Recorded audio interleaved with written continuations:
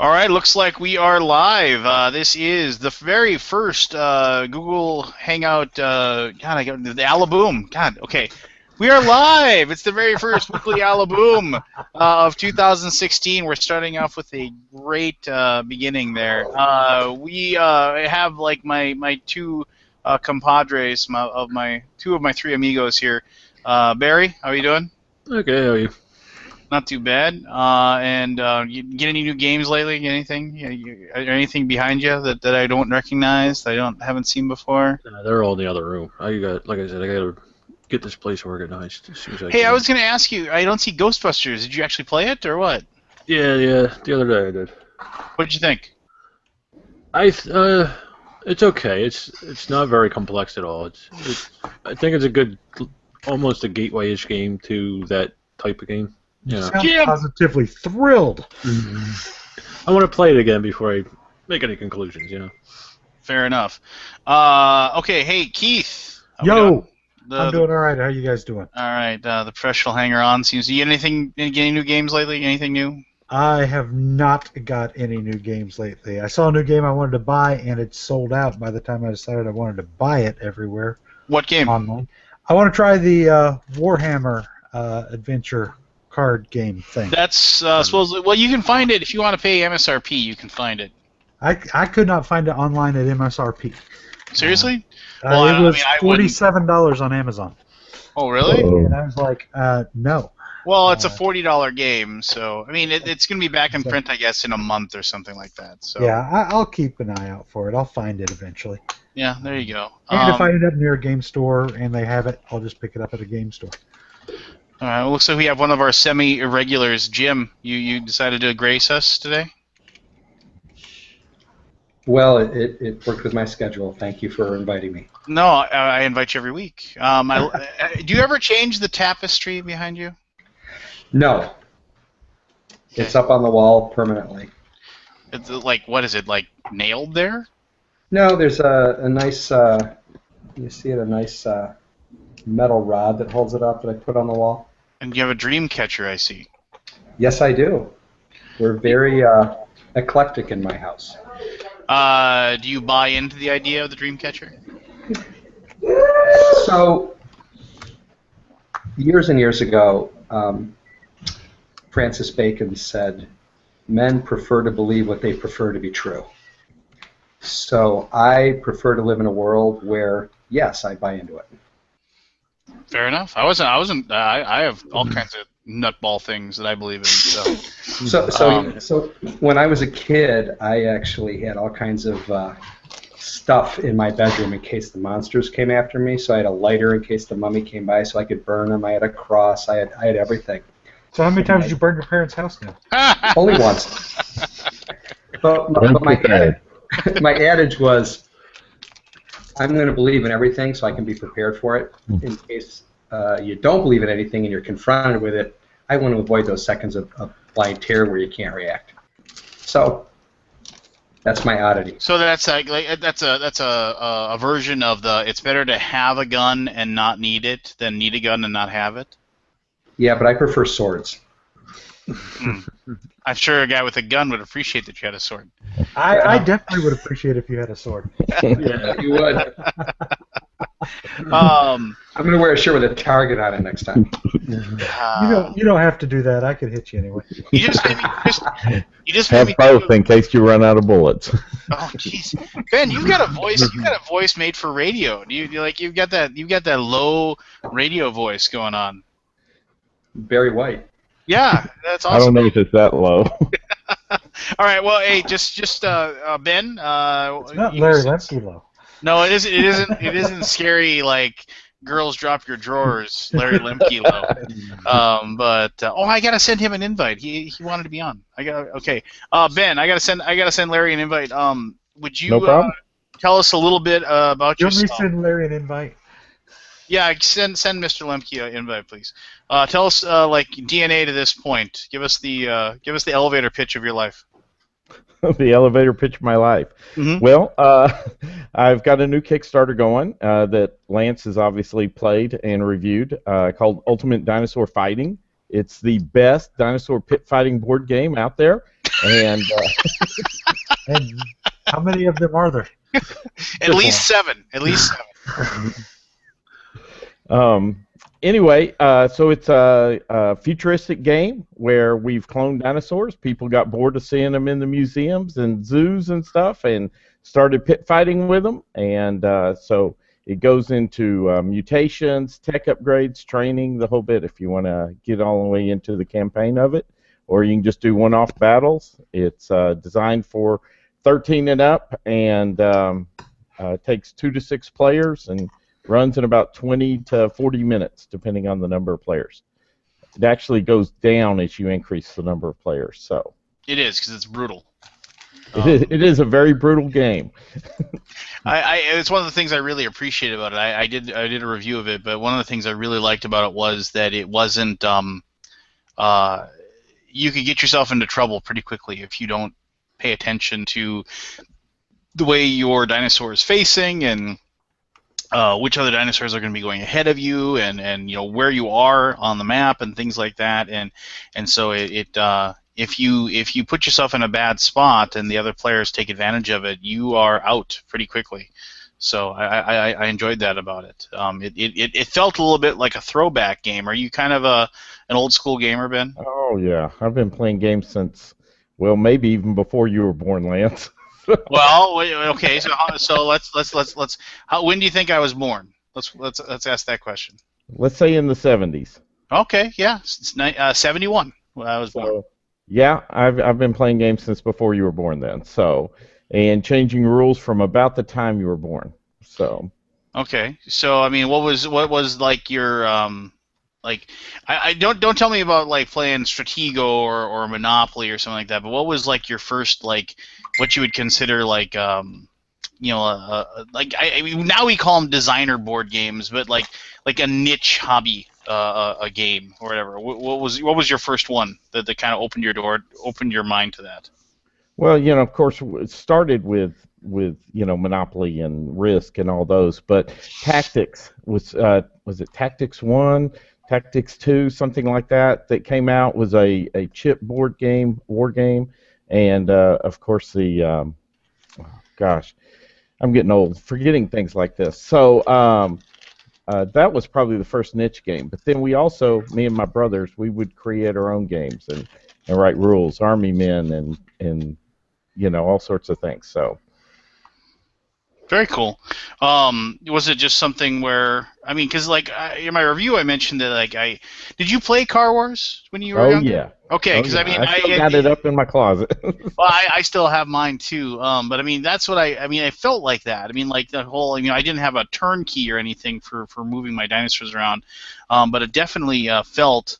Like I was like you move your dinosaur and you change its facing and so it felt like old Car Wars where it's like, okay, I got to make sure that I have like the rear end of my car facing the guys because that's where my flamethrowers are. But in this case, I'm an ankylosaur and then I've got a giant club for a tail, so I got to make sure I turn my guy around and so I can hit your Tyrannosaurus Rex in the face with my tail. So I enjoyed it for that. It felt like I was back when I was 12, 13 years old playing games like that. So. And that was one of my ideas going into it, was I wanted to bring out an old school type game, but put more new style type rules into it as far as the combat itself went and things like that. So.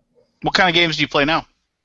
Oh gosh, well some of my favorites are Arkham Horror, all the Cthulhu stuff, and Zombicide hits our table quite a bit, things like that. So you're a big Euro gamer, is what you're trying to tell me.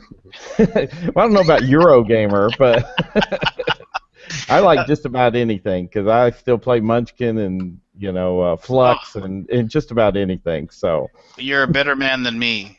Almost got muted. Which one caused the mutation? And the Flux. The Flux. I'll play Flux. I like Cthulhu Flux. Yeah, I'll play Flux with my daughter because it's really it's turning your brain off for me.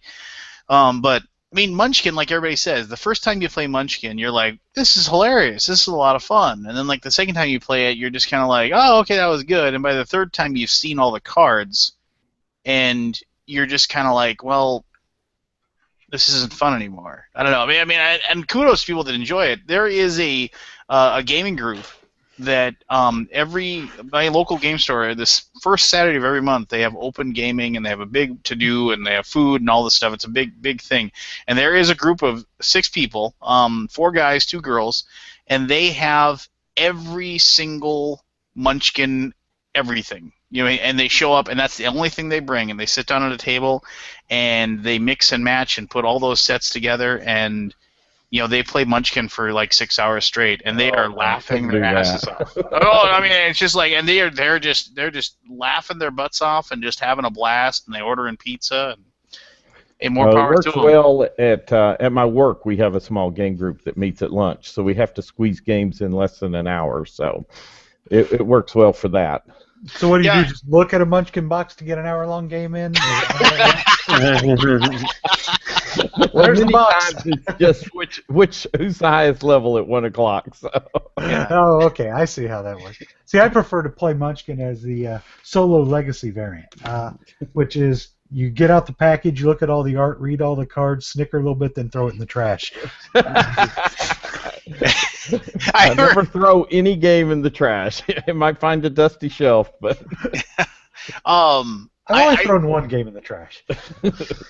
I don't think I've ever thrown a game in the trash, but I've definitely just given them away. I give them away even if they're good games, but and I still own my Munchkin that I bought when I first started in the hobby. It's just I couldn't bear to give it to anyone. Oh, see, now the confessions come out.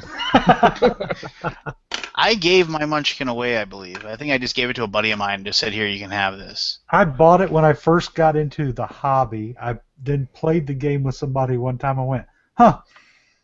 And then somebody wanted to play it one other time. I'm like, okay. And that game outstayed its welcome so badly that I could never bring myself to play it again. And part of it was the people I played it with. They had a rule that you were allowed to cheat as long as you didn't get caught, and that just made it take even longer. That was a killer at that point. I'm like, I'm done with the game. And one of the other guys actually could have stopped me from winning the game, but chose not to, just so the game would end. Yeah. We've had that happen before. I remember, I to this day though, we have one joke, we have one line that we repeat to this day when we played Munchkin. This is like 20 years ago or whatever when we played it.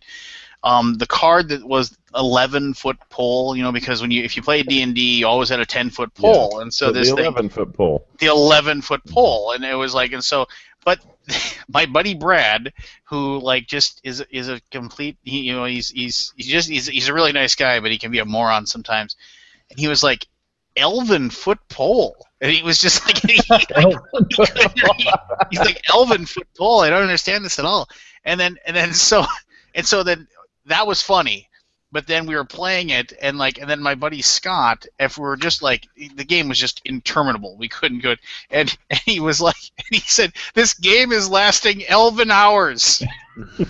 So to this day we still say this is taking 11 hours. 11 hours. I'll give him that. I'll give Munchkin that. They did create a gaming moment for me that I'll always remember, or at least theoretically I'll always remember. So. Oh, I'll never forget that second game of Munchkin I played either. Well, it is cool how games like certain sessions of games will stick with you, for a long time, and I like. We had one of those with Hootus and Tootus, which was Cards Against Humanity. Somebody read Hootus and Tootus, and everyone at the table said, "That's Hutus and Tutsis." What?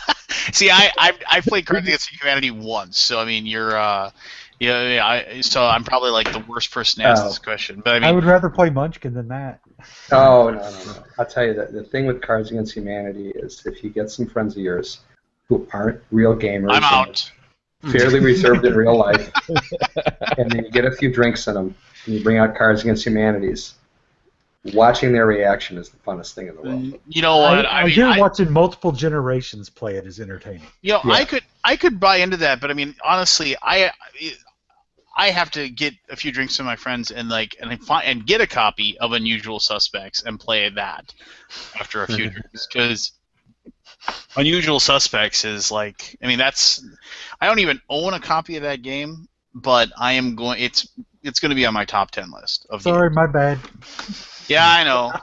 You jammed me out of that copy, but that's okay. Hey, I wouldn't put my name in early. So. I'll get one. I'll get one eventually. It's if those of you like, I apologize, bad radio. Unusual Suspects, we've talked about it before, but basically one person has basically a bunch of like little like pictures of people, just their faces, and like realistic but cartoon comic book drawings, I would say, like comic book drawing of people, and then they pick like one person, like kind of like code names, where it's like you have like the thing. One of the people in that tableau is like the person that committed the crime, or just whatever. It's the target. It's the one that you have to figure out who it is. And basically, you have to remove all the other pictures of the people that are on the board, and they're all races, all ages, both genders, So, and the person who knows what it is, they draw a card, and the card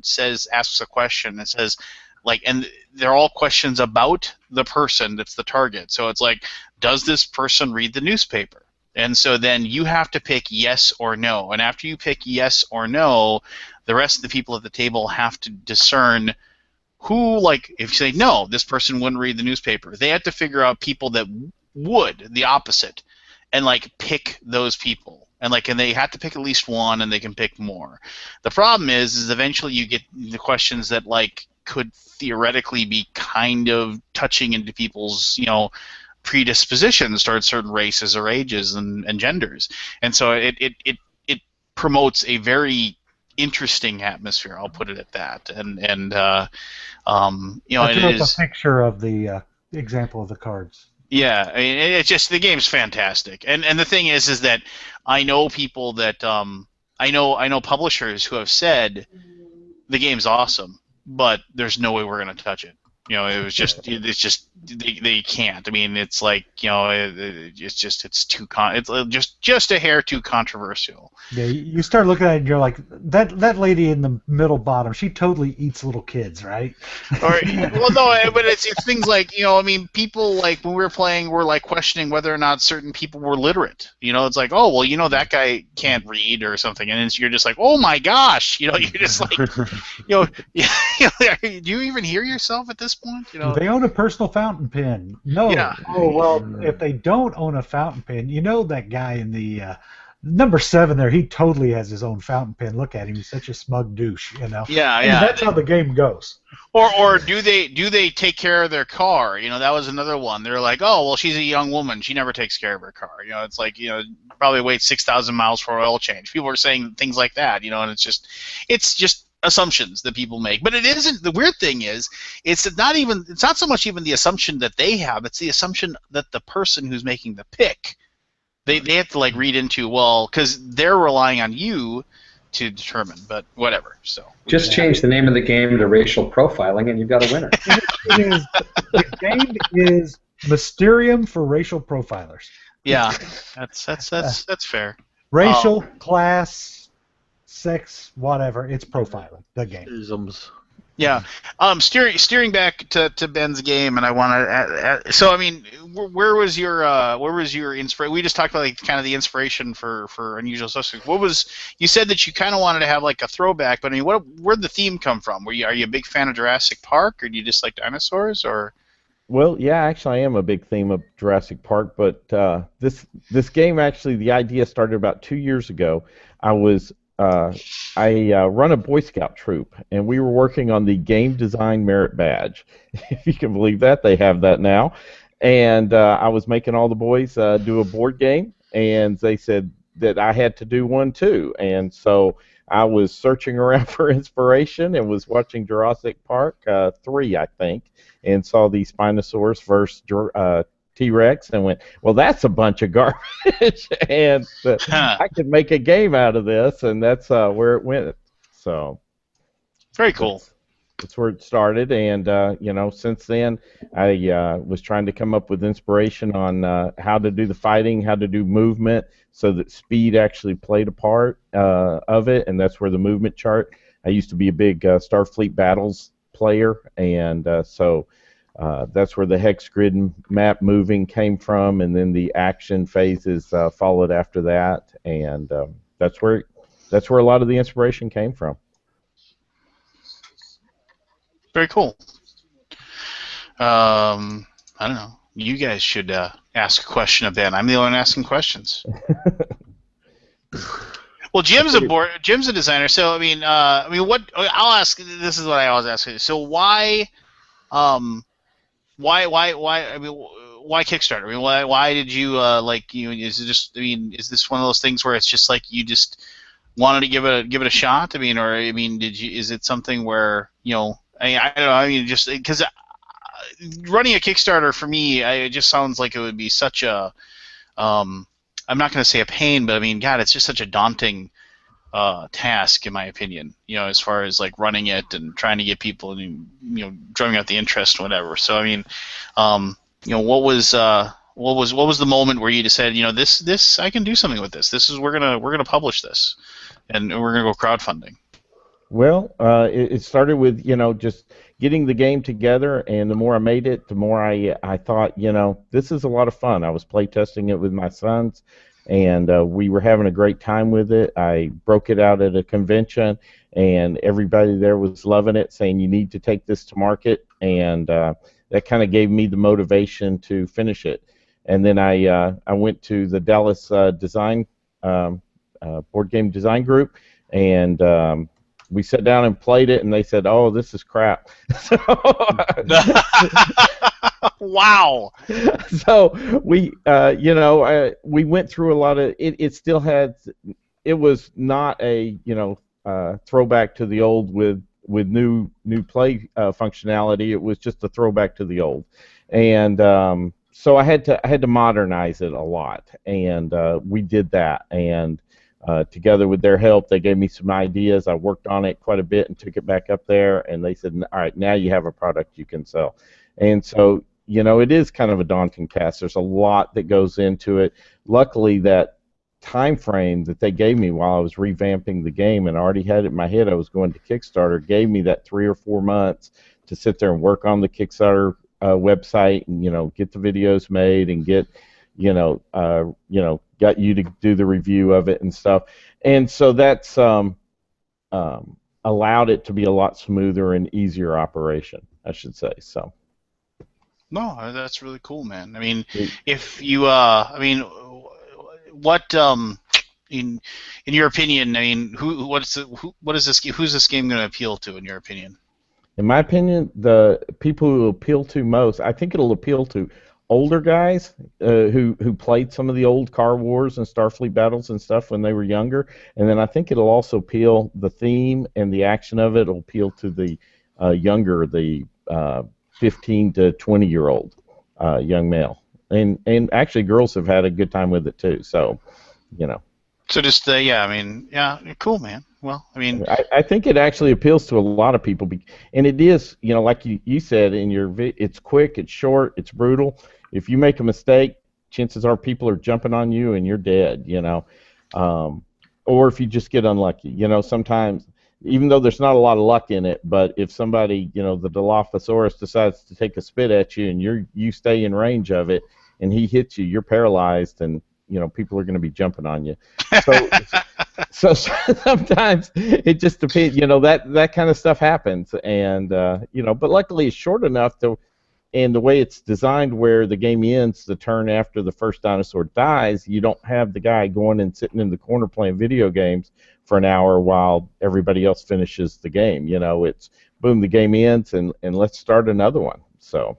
Yeah, I mean, that's what I liked about it too. It was like, yeah, I mean, there is elimination, but it isn't really elimination. It's just, and it has that moment too where, and I mentioned that in my review, is that the players can kind of dictate how long the game lasts. I mean, so.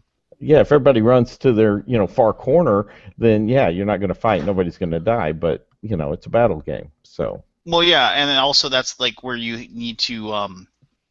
It's one of those things where uh, you because it's not so much who kills the dinosaur, or you get that bonus, but I mean, but also you have those situations where you're like trying to make sure that you're ahead and you're gonna win before that dinosaur falls, and so like you might even be, like if somebody's beaten up on the one guy and you think they're ahead of you in points or whatever, and you need to figure out a way to keep that dinosaur alive and not be killed off, so you can live to fight another day, if you will, and get ahead of whoever might be winning at that point. So I mean, it's got those fun little parts, and it's just like it's also a game of an experience. It's like it's a situation where you kind of transcend out of the miniatures on the board, and you start actually like picturing the stuff in your head, and it's definitely got those wonderful moments, which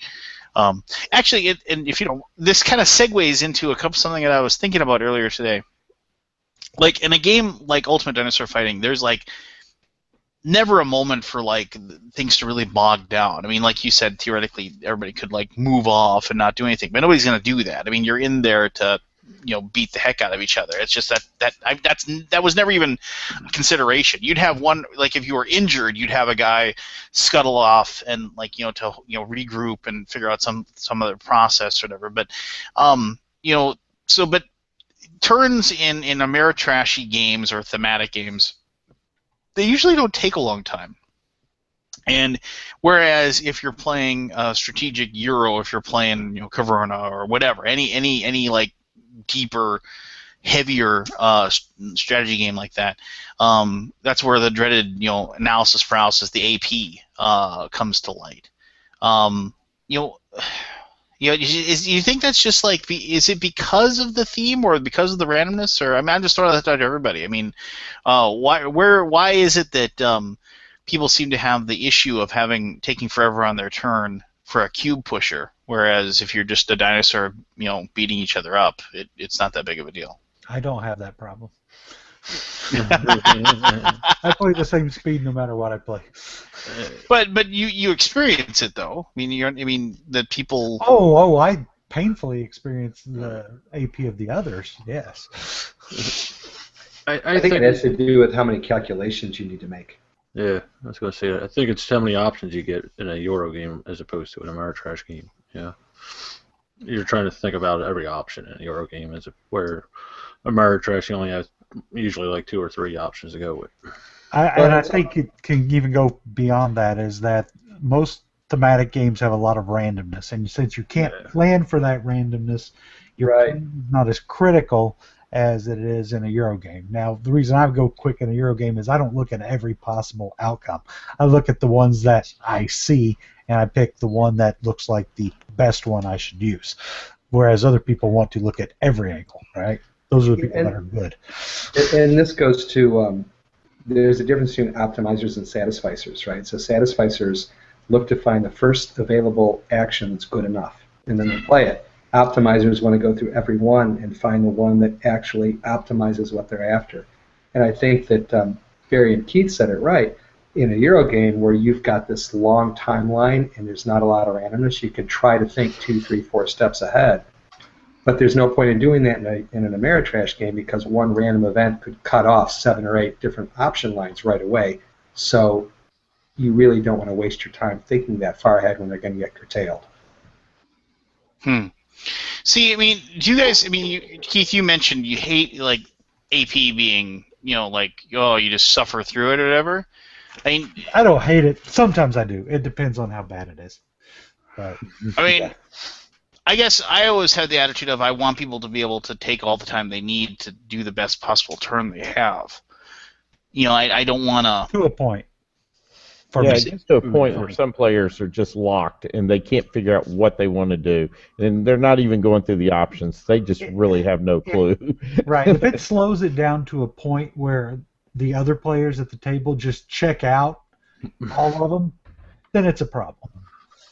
There's a level that it's fine. When I'm not saying thinking through your turn, but when you have to take 10 minutes every turn Well, and say the average play is supposed to be 30 minutes per player, and that player takes 10 minutes every turn. That kills me. I can't take that. And I think that's part of the burden on the player is if you're involved in a game like that, you should be thinking about your turn before it gets to be your turn. Yeah. And I've known some people or played some games with some people that they're obviously not really evaluating their turn before it gets to them, or at least not fully, because they sit there and they get the steepled look and they'll just stare. It's like, it's your turn.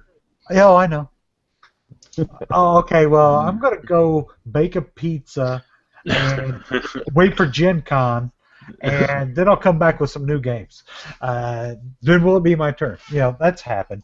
Not often, but it does, and I can't take it. I have a buddy who will play. Like, we played Grand Austria Hotel a few days ago. Fantastic game, by the way. He said, the very first when I took it out, and he's very much a thematic gamer, a Ameritrash or what have you. I mean, he's very much into that. But I brought it out and I said, and he's like, oh, he just immediately was like disgruntled over the game. He was like, oh, great, this sounds like a lot of fun. And once I got the game out, and I kind of showed him the game and I taught him how to play, and he got interested. He liked. I don't know if any of you have played it. Then I don't think. Okay, you played it.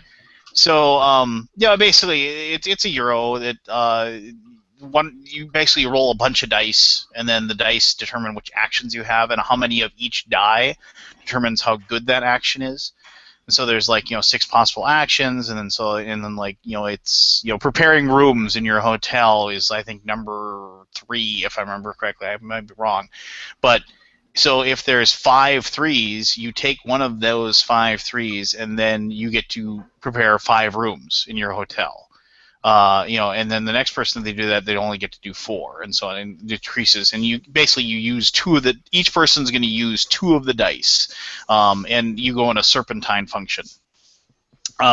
So after he played it, he had a lot of fun, and he ended up actually winning. He did really well, and he scored a bunch of points. It's one of those games too where I really liked it, but I'm really tired of the games that have. You get a small amount of points, I got 35 points. You play through your 6 turns of the game, and you get 35, 45 points or whatever, and then you cash in all of your. You get 900 points at the end. Yeah, you get well. Here's this, and I got 90 points for this. I satisfied this. It's another 65. I did this, and I got another 82, and you're just It makes scoring at the end take so damn long. Well, I don't even care about the scoring at the end of the game. You don't feel your progression? Is that your problem? Yeah, you don't feel the progression, and also it's just I thought I was doing really well, but I guess I wasn't, because basically, Joe Blow over there, had 17 different bonus point satisfactions that I had no idea that existed. And I understand that's a product of the game and everything. I mean, I just wish people. It seems lazy to me. You understand me? It seems like a lazy way for scoring. There could have been a way for that to be more organic as you played. As far as instead of having 75% of your points scored at the end of the game, it just kind of bugs me. But anyway, regardless, here's the point to my entire story. Too, so. That's true.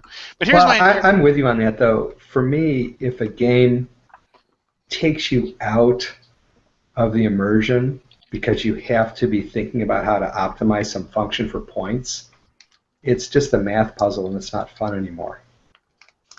Yeah, no, I agree. But here's the end goal. So this is a game that he won, right?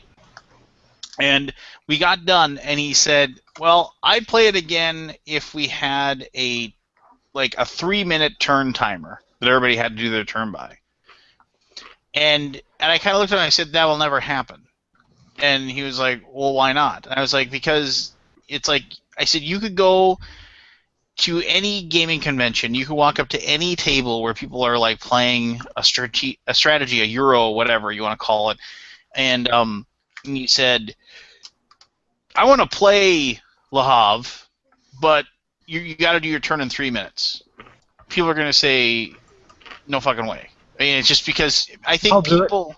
Well, you would, but I mean, it's a very, very rare situation.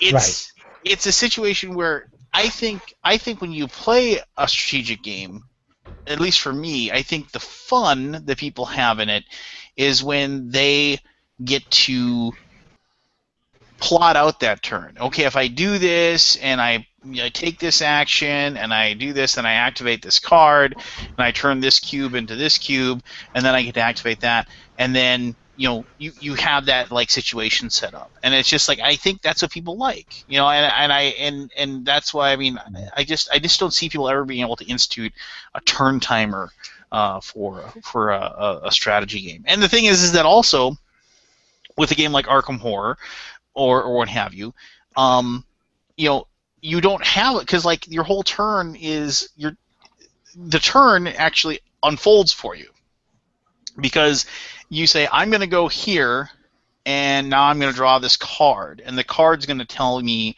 what happens at that spot, and so so the game kind of like makes it happen, if you will. Instead of you affecting the game affects you.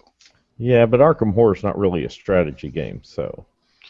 Well, there could be strategies. I mean, there's definitely strategies. Yeah, there's definitely strategies, but it's not something you can plan out 3-4 moves in advance. I mean, that's, Well, Anyway, I'll that's say not- this. I watched Arkham Horror is one of my favorite games, and I watched a 4-player game of Arkham Horror. And these guys, they like said we win like 80% of the time, and they sucked all the fun out of Arkham Horror. Because they basically, like, these are the 4 characters we always use.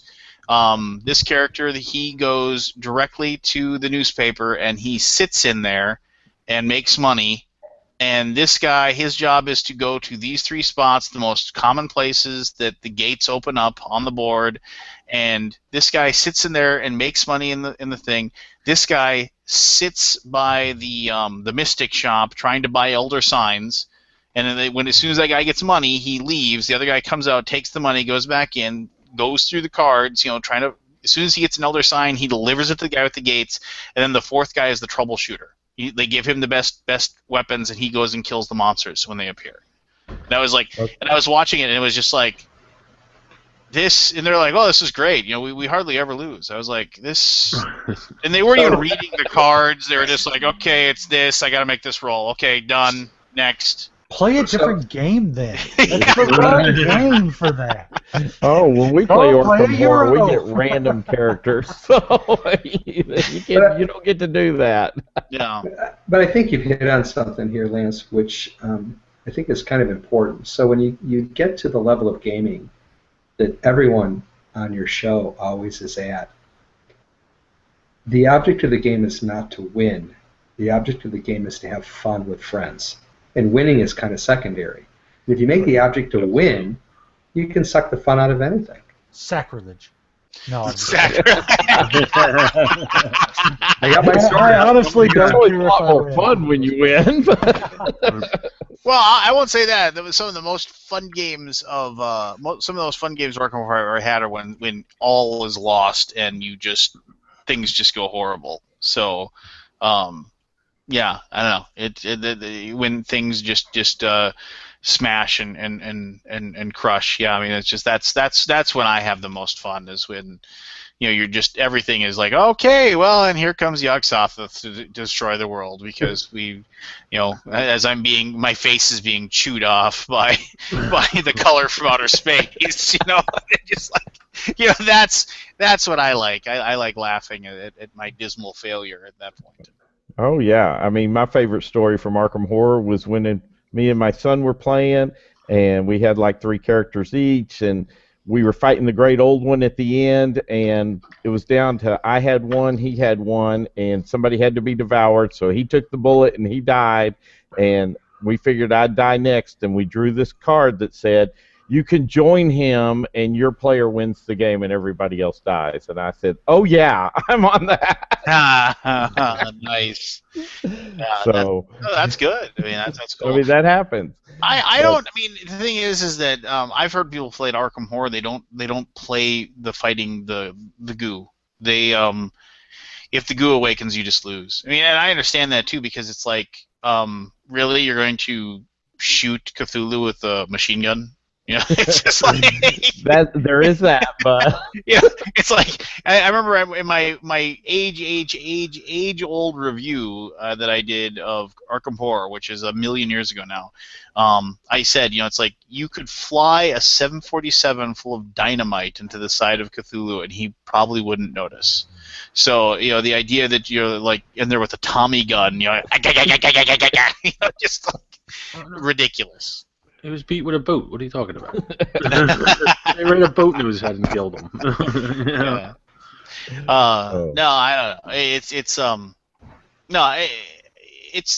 and I've said this many times before too, and like you just told that story, Ben. That's an excellent story. Nobody. I mean, I'm sure there's a discrepancy, and I'm sure somebody will say so at some point in my probably. life. But nobody ever has said, remember that time we were playing Agricola, and on the second to the last turn, I took all of the carrots, and I was able to like collect that one card, and I beat you by 2 points?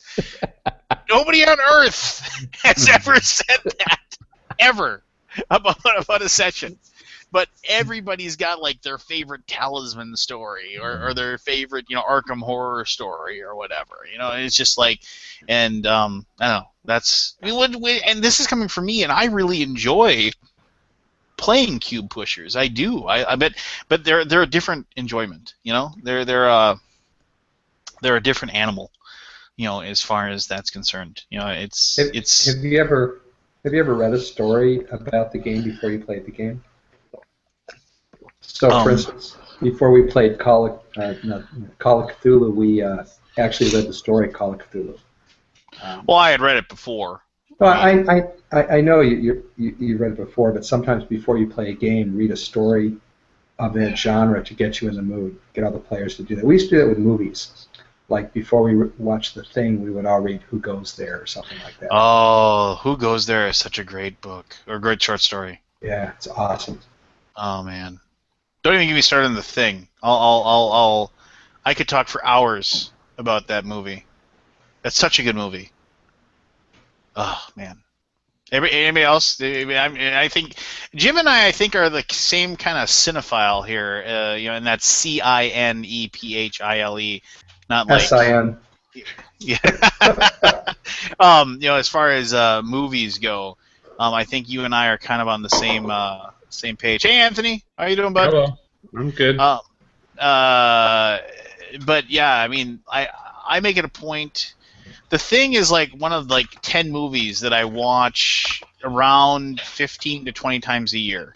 Really? Like, yeah. Wow. I just, the Thing is just, it's background noise for me. I'll turn it on and it'll just, I have my plasma right over there, and so when I'm here and I'm editing video and stuff like that, I need something else going on, and so I will turn that on but yeah, The Thing with just you know, great cast too, up and down. I mean, beyond Kurt Russell, I mean, all of them, you know, like that were in that movie, just did just a great job. Man, and plus I'll say this, the absolute best hidden trader game that you can't buy but you can print off for free is The Thing on Board Game Geek, that a guy created. It is absolutely fantastic. It is you know, all those hidden trader games now that are like, oh, you know, Homeland and Battlestar and you know, Werewolf and all that stuff that have like the secret roles or whatever. That is like, especially if you're a fan of the movie, because it mirrors the things that happen in the movie very well. So I want to shift movies for a minute. Yeah. My younger son has gotten old enough where I wanted to see Clockwork Orange. How old is he? And so I mentioned it to him, and they bought it for me for Christmas on Blu-ray. So we watched Clockwork Orange over Christmas. And every time I watch that movie, I see more in it. And it has been about 10 years since I watched it last. If you haven't watched it in a while, it is incredible the amount of stuff that's going on in that movie. Well, It's definitely Kubrick was. psychedelic. I'm sorry? It's definitely psychedelic out there. It's way out there. But I did enjoy it when I watched it. But it's been several years.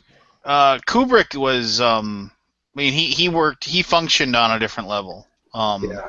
As far as a human being goes, there's so many great. I read a really good book that was all like these like just basically other people's interactions with Stanley Kubrick and like little short stories about things that had happened, and like I remember Stephen King, when he was doing The Shining, he said that Kubrick had him set up.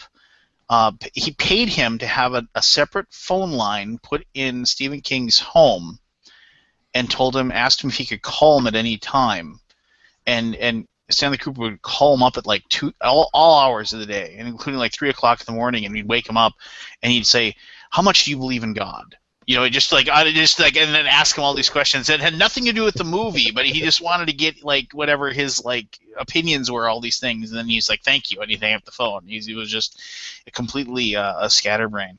The reason why he decided to do The Shining, which is another one of my movies, the 10 movies that I'll watch at any time. He couldn't decide what he wanted to do for his next movie, and so he sent his secretary. He said, "Go to." He gave her like a big wad of cash, and he said, "Go to the bookstore and ask them for popular fiction books that are out right now," and didn't tell her what genre or anything. Just go and buy them and bring them back. And so she went out and she bought them, and she bought this big cardboard box full of books. And she brought it in his office, and he sat it down, and he just grabbed one off the top, and he started reading it, and she was like sitting there, and he read like the first like 3 pages, 4 pages, and he just whipped it, and he threw it against the wall. And he reached in and he grabbed another one, and he did that for like 2 books, and she was like, "Okay, I'm out of here." And she walked out and went and sat down, closed the door, walked to her desk and sat there. And so that continued for like 15 minutes, where it was like, like there'd be a pause, there'd be like a minute or so, and she'd hear a book hit the wall, and then a couple minutes and hit the wall, and finally it stopped. Like they weren't making the noise anymore, and she kind of waited and waited and waited and waited and waited, and and nothing. And then so she went in, and he had The Shining, and he was reading it, and he was on like he had already, because he was a speed reader, like crazy speed reader, and he was already like a third of the way through the book, and he was just flipping through, and he was just like, and he got done. He said, give me Stephen King's number. I'm going to do this movie. And that was how he decided how he'd do The Shining. Wow. Yeah. Wow. I was really surprised to find that the Singing in the Rain scene in Clockwork Orange, where he's beating up the guy singing in the Rain, Yep. was ad-libbed. Yeah, and because I can't think of McDowell. Malcolm McDowell. Malcolm McDowell. It was like the 70th take of the scene, and he was just exasperated, and he decided he was going to try to get him to close down the set, and so he just started like doing crazy stuff, and that was one of the crazy things he did, and then they ended up going with it. I always mention this, and I apologize for people who have heard me say this. The guy wearing the glasses that carries the man down in his wheelchair. That is David Prowse. That's Darth Vader. So next time you watch it, like when the guy, after they beat the heck out of that guy and rape his wife, and then he ends up back there. He's in the wheelchair. The guy that carries him down the stairs, this big giant weightlifter, huge guy. That's Darth Vader, and he doesn't have a word. I don't think he says a single word in the movie. Oh yeah, he does. He's got some lines. He does. But he doesn't sound at all like James Earl Jones. No, well, if you ever see the outtakes of Star Wars, like you can actually hear David Prowse saying the words, like before they dubbed in his voice. And yes, he has a very, very British dignified. Who's got a cat? Me. Okay. 3 cats and a dog. Oh, 2 dogs and a cat. Who else has got a pet? I got Keith? the cat. You got a cat. Ben, no pets? Oh yeah, 2 dogs, 2 cats. What kind of No dogs? raptors? No raptors. What kind of dogs do you have, Ben? They're lab mixes. So, Very nice, very nice. I could care less about the cats. yeah, really. They're my wife's. Well, I don't know. My cat just always, whatever. Just Yeah, it's a cat. So, I'm there with you. Anthony, how you been, bud? I'm good. How are you? I'm well. What have you been up to lately? I was just keeping track of how many times you've told the Shining story on the show, as well as the David Prowse tidbit. What am I up to? This is the 3rd time for the David Prowse, and I think it's the 4th time for the Shining story. And I've been keeping track number of It times. seems like so much more. I've been keeping track of the number of times Anthony's been a repugnant asshole on the show. It's too high. How many shows did you You need to take off your shoes to count that one. Anthony, Ben, Anthony. This is Hey there. Anthony. Anthony is the 3rd amigo, if you will, of my 3 amigos that are on there normally. So we were missing you at the very beginning. Well, I'm usually the one that's here to be the old guy on the show, but you figured you had a couple other gentlemen around that were older than me, so. Yeah, there you go. So I don't know. Anything on your mind, Anthony? Anything you want to talk about? Anything bugging you right now? No, but I wanted to tell a Lance type story. Oh, go ahead. Okay, so we talked last week. Can I stop you just for 1 second? Yeah. What do you mean by Lance type story? A Lance type story, one of those little anecdote things about a fact of whimsy. Oh, okay. Make sure you weave the Shining into it. Yeah. Well, no, because I remember Vassal used to say if his videos lasted more than 15 minutes, he called it a Lance video. So I mean, I just wanted to know what a Lance story was. No, So go ahead. at the end of last week, I believe we had talked about Lemmy passing away, and Still sucks. and we never talked about the fact of why his name was Lemmy. Oh yeah. Not a lot of people know that story. So does anyone know why, other than Lance, why his name is Lemmy? I don't know. All right, so when he was growing up and used to go to the pub, he would drink a lot. And at some point near the end of the night, he would go to someone he knew and say, "Lend me a $5 so I can keep drinking." So they all just started calling him Lemmy, and he said, "I'm fine with that as long as you can give me money." So that's how he got the name Lemmy. And now he's. I just remember he had he had so many great quotes, but I mean if you think you're too old to rock and roll, then you fucking are. Just Wait, here's the great stuff about Lemmy. Lemmy had a son when he was young, and when his son was old enough, not only did he hang out with him in the bar, but he suggested that they switch girlfriends for the night. And they did, and he said it brought them closer together. Oh. And then, wait, here's my favorite Lemmy story. So he had done so much abuse to his body from drinking and drugs and whatnot that his manager suggested he goes and gets all of his blood transfused into new blood. He says, so Lemmy's like, sure, what the hell, I'll go do it. So he goes to the doctor, and the doctor examines him, does the test, and goes, I can't do this, because I'm afraid if I give you clean blood, you'll die. And he had the greatest last name ever. Let me kill my star. I mean, it's like it could. I mean, it was just like. I mean, he had to be a rock, like a hard rock guy or a rock and roll guy. And you know why he started playing bass, right? Wasn't it just because he? The band he was in before Motorhead. Hawkwind. Yeah, he was actually the third guitarist when he was in the band. And they really we really need 3 guitars, and he just kept convincing them to let him play because he was cool to hang out with. And then one night, their bass player decided he wasn't going to show up for the show, like to say, "Hey guys, I'm more important." And Lemmy said, "Screw that," and he went and took his gear and started playing bass that night, and he played bass ever since. Wow, nice. He taught himself bass in an hour. Well, yeah. And last song from Hawkwind? The last song from Hawkwind? Yes. Hawkwind is not a good band. Yeah, but Hawkwind's last song is Motorhead's first song. It is. Motorhead. Motorhead. Yeah, that's right. So, all right, enough Lemmy. All right, back to what we're talking about. No, Lemmy. I don't mind talking about Lemmy. Lemmy's awesome, but yeah, he hung on for a long time, so a lot longer than he probably a lot longer than people expected. Let's put it that way. It's like people waiting for Keith Richards to die, just like how is he still alive, kind of thing. He's not. He's that animated corpse. he died 17 years ago. The cocaine's just keeping the body going. Everyone's afraid to tell him he's dead already.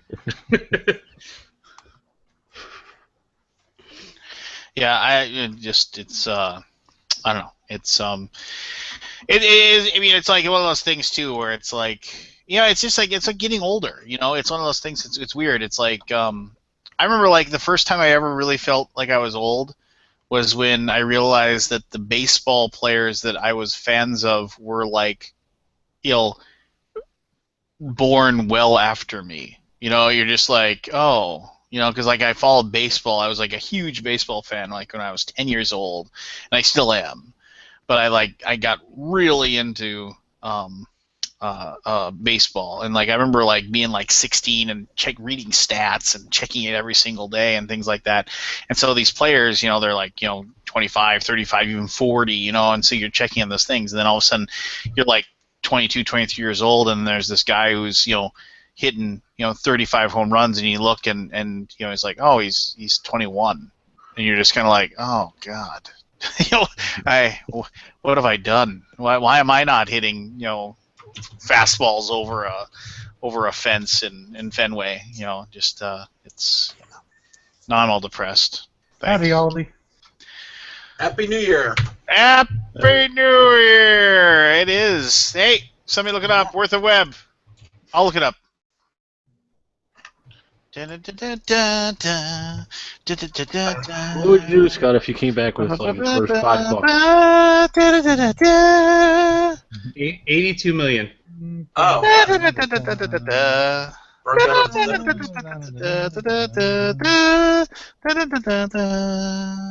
I'm just guessing 82 million. Oh, I thought you you would lose Price is Right because you guessed too high. But it is higher than the last time. It is $79.75 million. The $79.75 million man. Here he is, Scott Alden. How many micro badges is that? Yeah. That's a shit ton. Ben, just so you know, if you don't know who Scott is the Grand High Poobah of BoardGameGeek.com. And so every time he comes on, we check worthofweb.com to let him know just how much his website is worth, and it is worth $79.75 million. So why did I just give you $25 last month? To get it to that point. Well, here's the big question for Scott, and I think we know the answer. Scott, a guy comes up to you and offers you $50 million for Board Game Geek. How long does it take you to sign the check? That'd be a pretty fast signature, I think. That'd be no backsies! Like the whole time you're reading. No backsies. I'd cash that mofo, too. Oh, so now so $50 million. So what if it was $25 million? Nah. Hey, Scott. Oh, wow. So it's some. Well, You do know how big a million is, right? Oh, yeah. Well, I'm going by the like. So Scott, if I win the Powerball. Yeah. So so after taxes, That's like and 300 everything. million or something. Well, it's 500. They're saying the estimated 500. So you take the lump sum, which is like what 270 million, and then your taxes hit it. So you got to take another 40% off the top of there. So you're looking at like a 175 million dollar check after the fact. So if I approached you and I say I offered you 10 million, would you sell it to me? I have to think about it. Oh, okay. Well, see, and things could happen. Now we're talking. We're at the table, so to speak. I would definitely consider it. What if I left? Do I have to keep working on it? Yes. No. Not talking to Lance here, Scott. Don't settle for less than 12. Yeah. Yeah. Lance can barely run a hangout. You want to run Board Game Geek? Yeah. There you go. Man. Luckily, nothing crazy happened this holiday. Yeah, that's true. We had our all-time traffic, though, for sure. Held up. Oh yeah, you saw that. You got your little you. Yeah, we did 4 million uniques last month. It's pretty cool. Nice. Gosh, I've always said that if I won the lottery, I would open the coolest gaming store ever. Really? I'm the opposite. What? I'm moving. Nobody's knowing my number, my place of address. As far as they're concerned, I'm not on the planet anymore because I know my family. Oh. What If are they you going to opened a gaming store, though, would you run it? Would you quit your job? Would you run it? Oh yeah, I'd quit my job and I'd run it. Well, I'd probably hire That's a somebody. hard to run job, it. though. Well, no, I'd hire somebody to run it. Well, see, the thing is that I'm good enough friends with some of the people in town that run comic book stores. I would go to like one of them and I would I wouldn't want to run out of business, so I would I buy out their company, and I'd have them continue to run the store and pay them like a salary and everything like that, and then I would just go there and hang out all day. How long do you think you'd get tired of that? How long? Well, you know what? I'd like to try. So you See, got my game store is going to be awesome. It's going to have all the games, but it is open from never to never. And nobody's allowed to go there. It's just my collection in its own building. So my buddy Roger has this dream of retiring with a game store, and his idea was it's half game store and half bait shop, and it's on a river, and you can go in the back and fish. There you go. Interesting.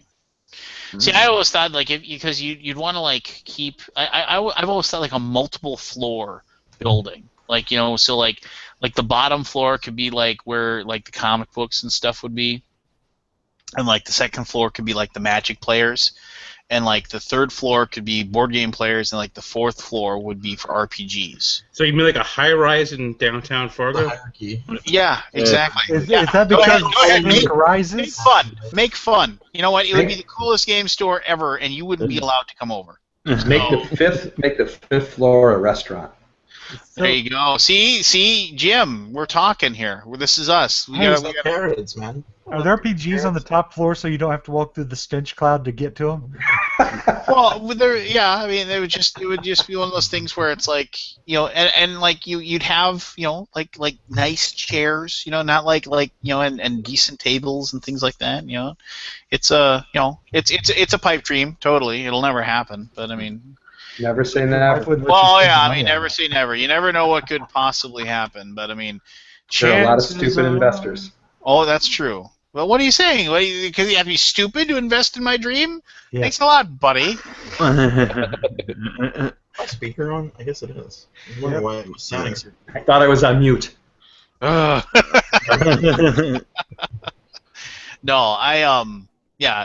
that's I always. You'd always want to how have that those. really is, though. Yeah, if your dream comes true, what would it be like? Yeah, I don't know. Once the customers come in, it's not that attractive anymore. Yeah. The first problem you have, it's it's a job. Well, like I've always said, yeah, I continue working just so the moment I was bored, I could say, "Fuck this place, I'm out of here." It's Which, you know, obviously. Yeah, I'd make it about 5 minutes before that hit because I'd have a lot of money to go do. Yeah, cool I'd walk in, I'd see the first stupid meeting that I have, and I'd be like, you know, screw this. You know, just like, you know, adios, muchachos. You know, and yeah, just go dancing out the door.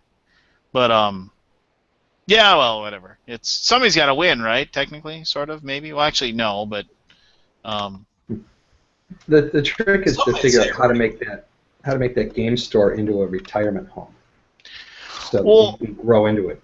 my gaming group and I mean, like that, you know, we've all known each other far longer than any of our wives, and so we have a blood pact that we all retire to the same place. You know, we the same whatever, wherever it is, if it's in Florida or wherever, we all retire to the exact same place so we can be sitting there still playing Dungeons and Dragons when we're 75 years old. So, you know, that's our plan. That would be great. You can convince everyone's grandkids that you actually saw dragons. Yeah, at least. You reminded me of like forgettable movies. A forgettable movie, Wanted, but an amazing idea, amazing graphic novel written under the pretense that the real world actually had superheroes in it, but they were all killed by the supervillains. And so, like this world right here, the one we're talking in right now, was in the graphic novel. That was the same world, and so it was like, and so like, but the supervillains all of a sudden realized that if they all banded together, there was more of them, and they could kill all the superheroes. And so then they did, and it all came from, and I think Mark Millar was the author, and it all came from when he was young. He read comic books, and he asked his brother, he's like, why, and he was really young, why aren't there any superheroes? And he said, oh, there were, but they all went away right before you were born. Just like, you totally missed out. He was like, yeah, Superman was real. He flew around, he did all these crazy things, but you'll never see him, you know. And like, he went with that idea, this horrible joke that his older brother played on him, and he went with that idea, and yeah, just kind of good. If you can track it down pretty cheap on Amazon, but well worth the read. It's just called Wanted, and they did do a horrible movie with Angelina Jolie. Really liked it, though. Oh, are you really curving bullets by was snapping the gun? That game is odd, or that movie's great. I like it a lot better than some more of the modern superhero movies. That's for sure. Where the end of the world is not at stake. What world? What so world of snapping a gun? Oh, come on, causes but a bullet to turn? Come on, I loved it. Oh, jeez. I liked it better than Age of Ultron. Age of Ultron had so many just weird problems. But there were so many. Well, yeah, there were so many like out of crazy ideas in Wanted. Age of Ultron, first of all, had way too many heroes in it. Like when you shove all those heroes in one spot, it just makes it tough. I mean, look how bad the Batman movies got. The more villains you add, it doesn't make it better. It just makes Apocalypse doesn't look any better. They got like about a bajillion people in that movie. Yeah, and I don't know. It just seems like that's like just throwing stuff against a wall and hoping it sticks. Oh, we're supposed to be really excited because Professor X doesn't have any hair? Yeah, no thank you. Just whatever. Hey, let me ask you guys a question about Doctor Strange. So he's always been one of my favorite characters, but it seems like the Marvel Cinematic Universe has gone to great lengths to downplay the existence of real magic. Mm-hmm. I mean, even the Asgardians are all technology and aliens. So now you've got Doctor Strange, who's supposedly real magic. Do you think he's going to fit into their universe, or are they going to have to try to mechanize him or techno him? I think they'll stick with the because it sounds like they're gonna go full on Mystic. I mean, because if you look at like Dormammu and all the like, I mean, and I agree with you. Stephen Strange is one of the best comic books Marvel has ever made. Just the whole the Sorcerer Supreme. Do you think that the necklace that he's wearing with the green gem? Do you think that's one of the soul gems that he's got? That's always my question. Yeah, I always thought it was. Yeah, I thought it was too. But so one of the best moments I ever read with Stephen Strange. I mean, and not even one of his comics. He was like just in a comic book. It was a Hulk comic book. Rick Jones's fiance had been killed, and he was looking for a way to bring her back to life. And so he was talking to all of his little contacts about like bringing her back to life, and so they're all like, "You're crazy! What are you talking about?" Like he goes to Reed Richards and all this stuff, and so he goes to Stephen Strange, and he says, "So here's the deal. I want you to bring my fiance back to life." And he kind of looks at him, and he's like, you can't do that. And he's like, well, why not? And he's like, well, it'd be one thing if her soul had been captured by demons or something. That's something I can work with, but she's dead. I can't do anything about it. He's like, Rick Jones says, I personally have come back from the dead. It happens. And he's like, and you, has that ever happened? He's like, Stephen Strange's like, well, yes, I've come back from the dead as well. And then Wong, his manservant, is walking by. Yeah. He's like, and he's like, you, have you come back from the dead? He's like, well, if you must know, 3 out of 3 people in this room have all come back from the dead. I want this to happen. So I mean, that was like one of my favorite Stephen Strange moments. But yeah, just I think they did the right casting. But I think I don't know. Part of me thinks it might have been better if they had gone with more of an unknown with it. Instead of Cumberbatch. Because everybody's going to be expecting Cumberbatch to just play it like he plays Holmes. I mean, it's just like, at least that's what I think. That's what I. I'm not so concerned with Cumberbatch. I'm concerned with, if they're going to go and say magic is real, why did they pussy out on Asgard? Well, yeah, I mean that's a fair question, but I mean nobody remembers the previous movies though. The weird thing is that the Marvel universe, it's starting to, I mean they did really well with like the first Avengers movie. Obviously was amazing, but I mean Ultron was just like you. It annoys me to no end when they introduce villains and then just kill them off. Now, admittedly, Ultron technically could still be alive, but it's just like that just disgusts me. It's like Ultron is supposed to be like, yeah, nobody gets away anymore. Yeah, nobody gets away. I mean, it's just like or even weirdly, nobody ever just goes to prison. They all get killed. Or I don't know, or their fate is semi-ambiguous, Are so they putting who was in the Infinity Gauntlet? What was the name of the guy that? I don't even. Should we spoil it? I don't even want to say it. Thanos. I don't remember his name. Thanos. Well, he's been in all the movies, but I'm talking about the other guy. Oh, Adam Warlock. Adam Warlock, yeah. Love Adam Warlock. Adam Warlock's it's got to be in one of these movies at some point. Well, no, if you go back to Guardians of the Galaxy, which was a very good movie, if you go back to Guardians of the Galaxy, when you go to the collector's spot, you can see Adam Warlock's egg, like his stasis egg, hanging up on the wall. It's like a little. So it'll be in the next Guardians of the Galaxy movie, probably. I would guess Adam Warlock is going to be in the next one. Yeah, that's my theory. And see, the thing is, for me, Marvel, the Marvel universe, like in space and stuff like that, with like the Starjammers and all those, and like the Inhumans and stuff like that, was always better for me than with the one exception of Spider-Man comics. I always reading my Spider-Man, but was always better than like Avengers and Hulk and all that stuff. I enjoyed the stuff where they went to, like Stephen Strange, the different planes of existence and things like that. I always enjoyed that a lot more. Yeah, I'm with you. I mean, the Infinity Gauntlet was one of one of the coolest ideas that they actually pulled off. I remember like the first Secret Wars was like pretty cool, but like Secret Wars 2 and everything after that just was horrible. It was just garbage. I don't know. It's I'm starting to fade a little bit on the Marvel productions right now. It seems like they're more cash grabs than actually trying to make good movies anymore. You mean like Disney owns them or something? Oh, fair enough. Fair enough. Although I gotta say, Netflix's rendition of Daredevil, I really enjoyed. Oh, it's excellent. Excellent. And Jessica Jones wasn't bad. I finished that up a few days ago.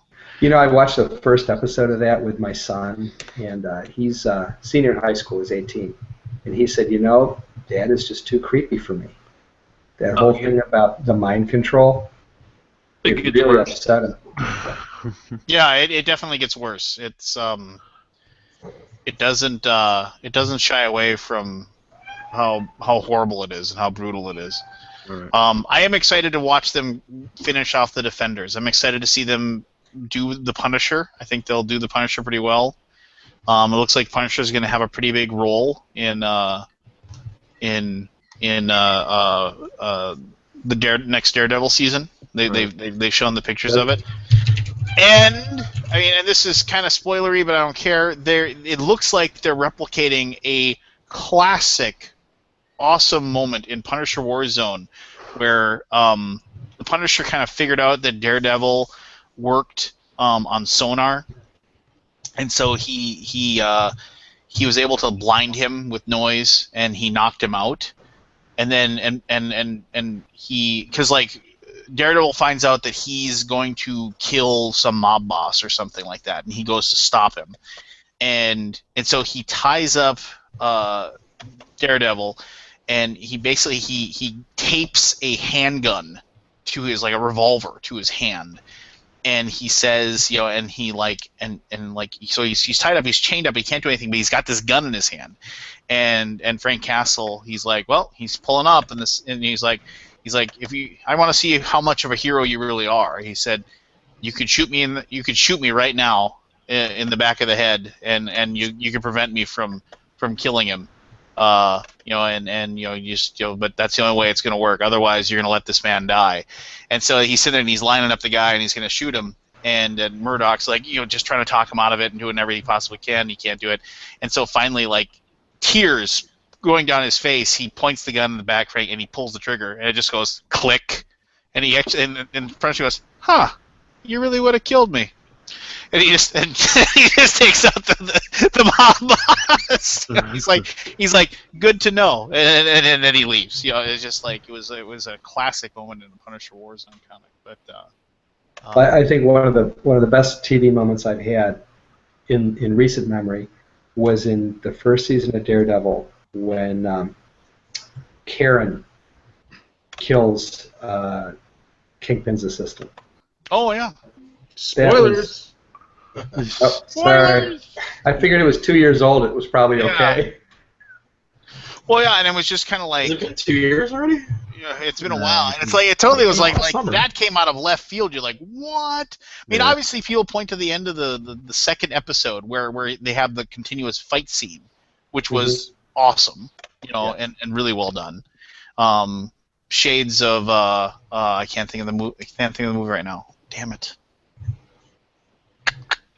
Is David Prowse in it? Shut your mouth.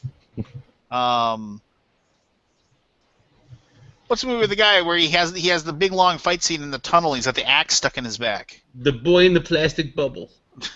I thought you were being... What? They Live, right? No. Like Old Boy? Is that what it's called? They did a Spike Lee did a remake of it. It was horrible. Yeah, it's kind of crappy. Yeah, Old Boy. Old Boy is the name of the and it was 2003. And watch the original, and it is fantastic. But basically, there's this scene where this guy, like, he's trying to escape from his imprisonment, and he gets into, and you can YouTube up Old Boy fight sequence, and basically he gets into this fight with like 25, 30 guys going up and down this hallway. That's the best part of the movie, for sure. Oh, it's, yeah. And at one point, somebody actually hits him with a hatchet in his back, and he just keeps fighting with this hatchet in his back. And yeah, Yeah, but it's one continuous shot. It's just back and forth on the hallway. Like people are just brutal, just a wonderful brutal fight scene. But I don't know. It's just. I remember the end of that movie, and I can't. If I could, but it would totally spoil the movie, so I'm not going to tell anybody. But Type it in chat, so I can remember. Well, yeah, but you could. What people here might want to watch it though. Never mind. If I type it in chat. Never mind. It's not worth talking about. I watched it. I forgot about it. Oh, fine. The name of it, Wanted.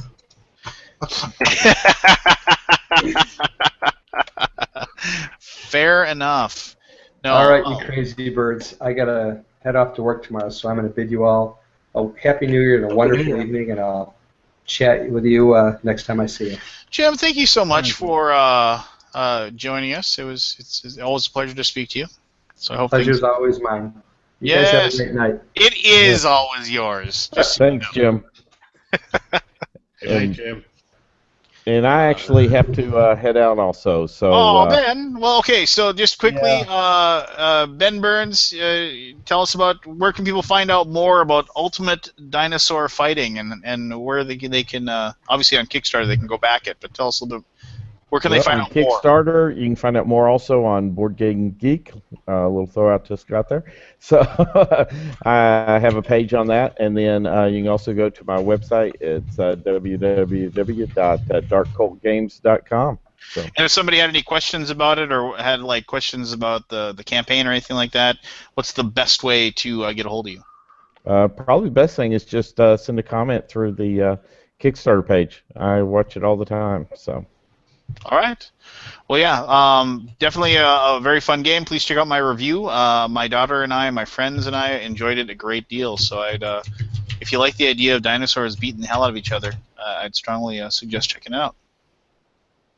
All right. Thank you very much, Lance. And, oh, by the way, I got the game back today, so I do appreciate it. Oh, no, thank you very much, and I appreciate your patience me getting that back to you. So I'm glad you got it back. All right. Good. All right. Y'all have a great. Bye. Bye-bye.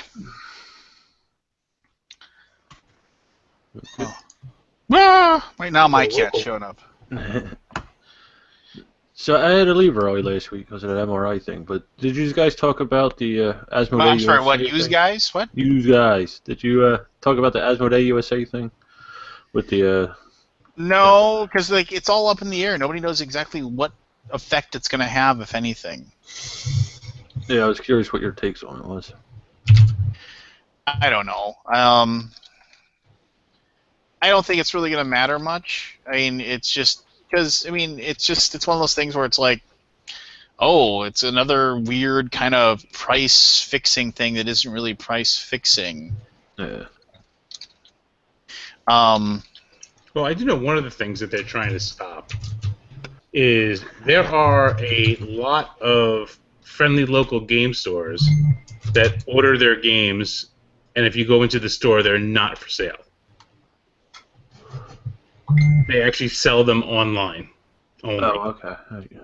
So that was one of the things they were trying to prevent, saying, well, you have a store, you're supposed to be providing a service for people, not just your Magic the Gathering people. So they were ordering stuff and just selling it on eBay. Or if you look at the Amazon sellers, yeah, if you go through them, a lot of them you'll look are actual game stores. Yeah. And they're actually taking it and selling it for, they're holding on to them, waiting for it to go out of print, and then they stick it up online and go, oh, yeah, $80. And the game was $35. So like that whole cool stuff thing where it's like it's out of print. We don't have it anymore at our store, but we'll put it on Amazon for $30 more or $40 more. Right. Because and then I love. I mean, and I don't know for certain one way or the other you know what? And they're a business. They can do whatever the fuck they want. Pardon my language, but. The thing is that I hate their. We actually go out and collect games from outside sources that are difficult to track down, and so because those cost us more to get a hold of, we then charge more for them. And it smells like BS, and everybody knows that it's BS.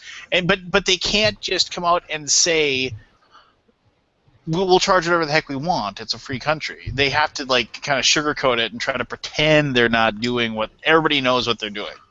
Yeah, We're but not really that's what bothers me. douchebags. But they're not buying them now and then hoarding them for 20 years and saying, "Oh, let me wait till this game is the hot, this is the new Magic Realm and everyone needs to have it, or Dune." It's if they happen to be buying them even at a lower price than market value, on a secondary market, that's totally different though than them buying it direct from GTS or whatever for their regular price, and then sitting on it saying, well, I know they only made 200 copies of this, so I'm just going to sit on it, wait till it's out of print, and then stick it up online. That's fair. No, I get So you. that's basically to stop those kind of operations. That's one of the things they're trying to do. So their whole thing is, if you are a brick and mortar store, Yep. they are going to work with you. You can actually buy direct. You can buy direct from them if you really want to, but you go through one of the distributors they have, and what they're trying to promote is basically your service. They will work with you to get you stuff, on release date.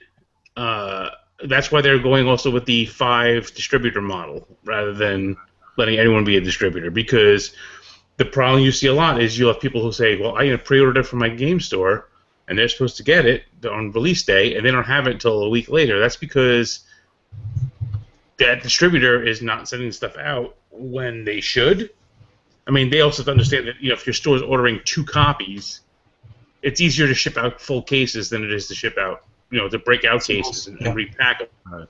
But at the same point, if GTS, say, is distributing, the games with enough lead time so they have them the day that release date is, so it matches the same date that CSI has it on sale, that's fine. But if you ordered from ACD and they took 2 extra days, I think they're going to try to work it out. That's why they're going with 5. Those people are going to be saying, look, on release date, this has to be in the hands of everyone who's pre-ordered it at the brick and mortar level. Right. That's our commitment to them. So this is, you want to be one of the 5 that gets to carry our stuff. This is how you have to do it. You have to play the game the same way we play it. It's a whole thing with everything, because everyone's like, oh, you have the right to do this and that, do that. But you know what? At the end of the day, it's their name on the box. So if they want to control it a little bit, I can understand it. I don't think it's going to be sky is falling like everyone else is saying. But the other thing is too is you have Fantasy Flight and who's had the whole competitive tournament scene in their LCG games and X-Wing and all that for a while now, and then you had Asmodee Play, whatever they call it, start last year, right at the time of the merger. They want people to say, hey, yeah, we'll do right by you, you do right by us. We want to see you running events in your stores. You can't just be accommodating the Magic the Gathering people. And that's a good thing. Do you think that's going to happen, though? Do I think it's Like going board to game happen? events? Like, I mean... I think it's going to be more of a not it's going to happen. I think it's a, hey, you know what? There are incentives for you for doing this. Yeah. And the incentives, the other thing is they're going to, I tell you, the way that things sound is they're going to be very strict on following proper procedure with stuff. So when you order your tournament kits Yep. or your competition kits, you better damn well be giving them out for having a competition and not selling them on eBay, because they do that all the time also. Police that. So they're going to police it and say, hey, you know what? Going forward, our distributors, we've told them not to sell to your store anymore. So if you do already have a scene of X-Wing players that come to your store and they can no longer get their stuff at your store, well, you know what? You should probably follow the rules. So. Yeah, I knew they were pushing more towards the community, especially Fantasy Flight, like you said, with X-Wing and Netrunner and all that. And I figured that had to tie in with it somehow. Yeah, it's definitely one of the reasons why they're doing it. I mean, they want to work with people who want to work with them, basically, is how it breaks down to. Well, and they're doing it because they think they can it ultimately will be better for them as far as their money. I mean, bottom line. And which is fine. I mean, I just it's one of those weird things where it's like. But it's not really affecting their bottom line, Lance. They get the same amount whether they sell it whether it gets sold to Cool Stuff and Cool Stuff turns around and sells it for 33% off. It doesn't matter. Yeah. Fantasy Flight, Asmodee, whatever, it still gets the same cut.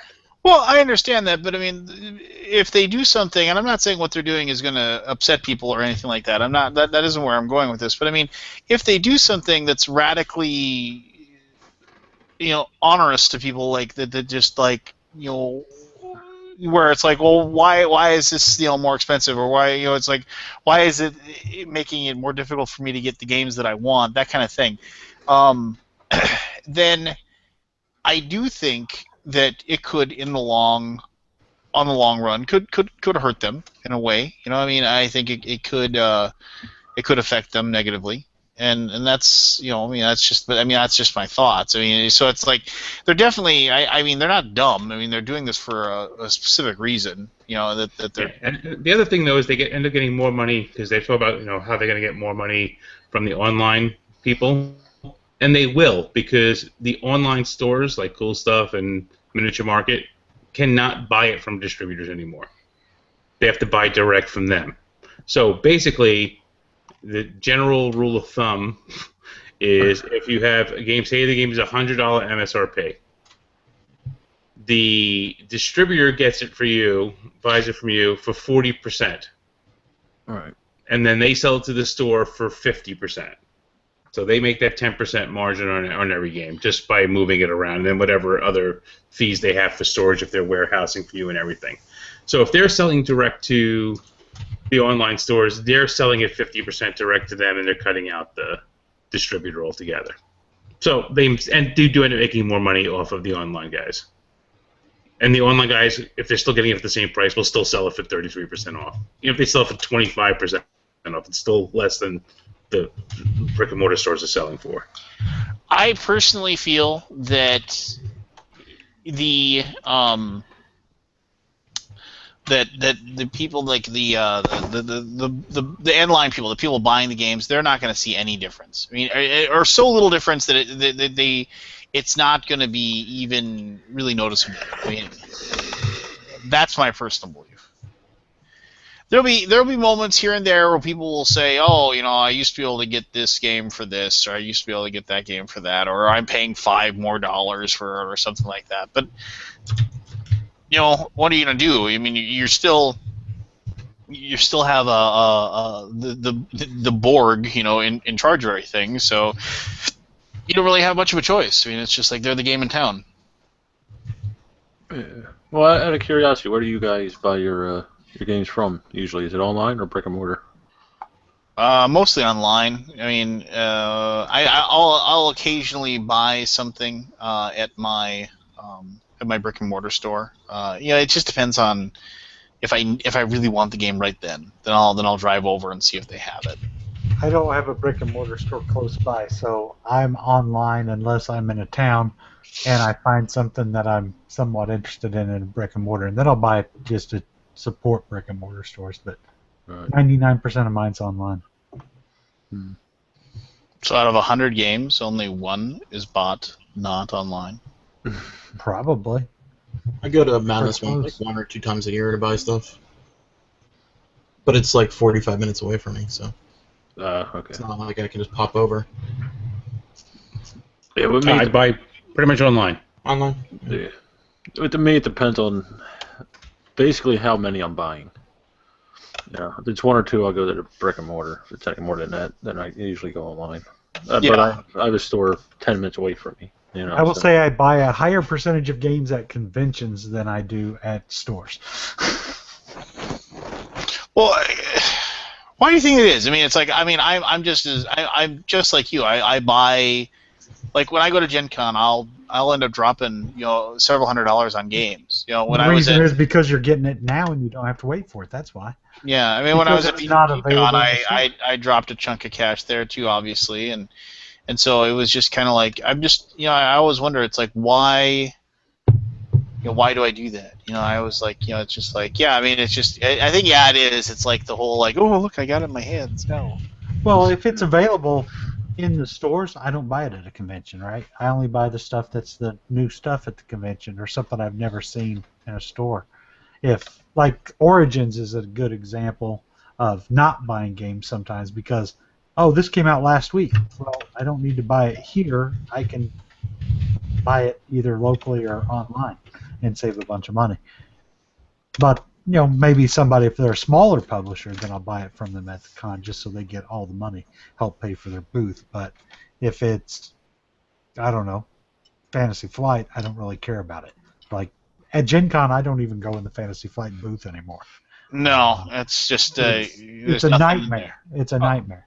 Well, it's not really a nightmare. I mean, they because actually. I got to wait an hour to go shop. Well, I don't think. Well, I mean, I understand why you're saying that, but I mean, it's not really. I personally don't think it's that long. It's just, it's one of those things where it's just. When was the last time Fantasy Flight like released a game at Gen Con that was a big deal? Pretty much every year. To somebody. I mean, well, okay. I mean, you know, weren't they only selling like 100 copies of the Star Wars game a day or something? Yeah, I mean, it's just, I don't know. I mean, it's just. I mean, do you look? It was 3 years ago? Was Netrunner was so huge they couldn't keep that. Well, I mean, that was the cool thing. They were actually like driving the truck overnight to get more in. Yeah, from their warehouse, like, you know, I mean, like literally, like get your motor running, like heading down, you know, heading down.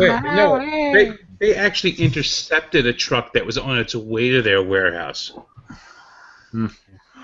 with guns. If you're an LCG player, yeah, you're into your Fantasy Flight releases at Gen Con big time, especially because you're probably playing in a tournament with that exact same thing you're buying. And so those are huge to those guys. But to us, you know, the guys that aren't the big LCG guys, what do we have to look for? Mission Red Planet, which was a reprint. That was probably the hot game that released this year. But, yeah, it didn't do anything for me. There's no reason for me to rush and buy it. But I guarantee you, had Imperial Assault released at Gen Con instead of in December when it came out, oh, I would have bought that sucker right there on the spot. They were releasing 100 a day at Essen. That's what I remember. Yep. Yeah, Game of Thrones Season 2 or second edition. Yeah, there's usually something. Yep. No, I heard rumors. For Fantasy Flight, I wouldn't be in the hobby. Mysterium was only 100 a day at Gen Con. Yep. Well, I bought a bunch of crap at Asmodee, so. Well, if we're talking Fantasy Flight, we're talking Asmodee, all right? So. Well, but I'm talking the actual booths at the convention. Sure. And whereas, yeah, Asmodee always has new stuff that you're not going to be able to get for a while. How long did it take before Mysterium was available after Gen Con? 3 months? 2 months? Something like that? Too long. About that, yeah. It was a lot longer than it should have been. But I walked out of there with a bag full of stuff. That was my big stop overall at Gen Con. And then they chased you down and made you pay. No, I paid before I got out. I was right behind you. Yeah, I don't know. It's definitely a conventions for me. Like it's just a different animal, you know. And it's just like I often I'll buy the games or whatever, and then I'll be like, I'll be kind of annoyed with myself in a way because it's just like I'm never gonna have a chance to play these, but you know, I just bought one at full price. You know, it's just like why did I do that? And it's even worse for you because you have to pay to ship it home from Gen Con. I'm just driving it back to my house an hour. Mm-hmm. Yeah. Yeah, there was no deals on the Essen stuff. None. Yeah, except for me. The problem is my impulsiveness. Right. I fall victim to that. I get all caught up in the excitement.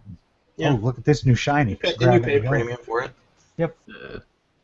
Nothing wrong with that, I don't think. But if the designer's there signing the game, you know, that well, wait a minute. Hey, John Ross, do you enjoy paying people what they're worth?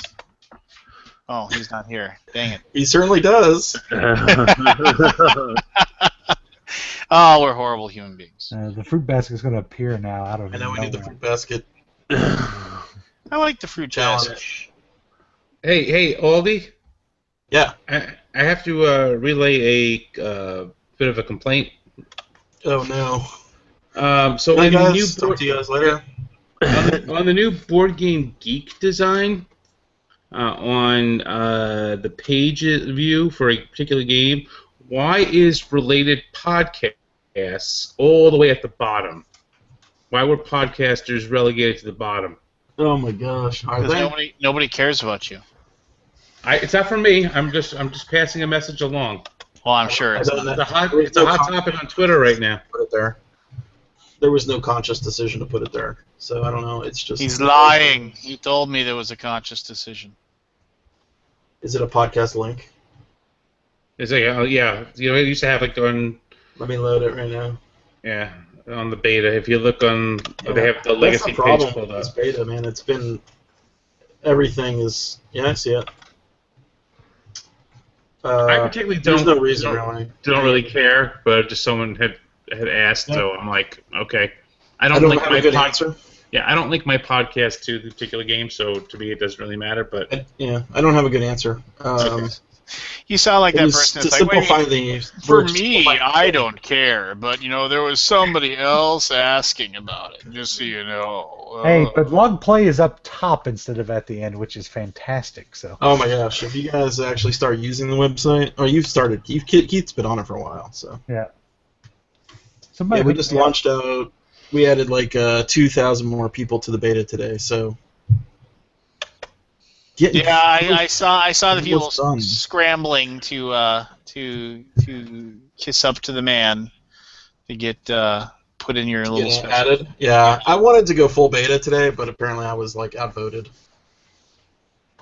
Wow. And of course, I'm the only one up watching it, so I guess. Well, hey, I probably should have just went open beta. who signs the checks? Yeah, I was just going to ask you a question here. Who's in charge? I'm not a dictator.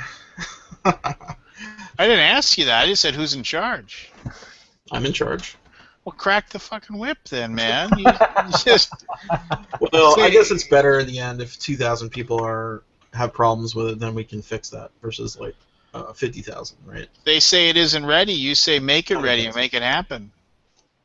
Get it done. Yeah, get it done. Like, no, there's no get or done. Get it done. Get it done. That's right. You say jump, and they say what?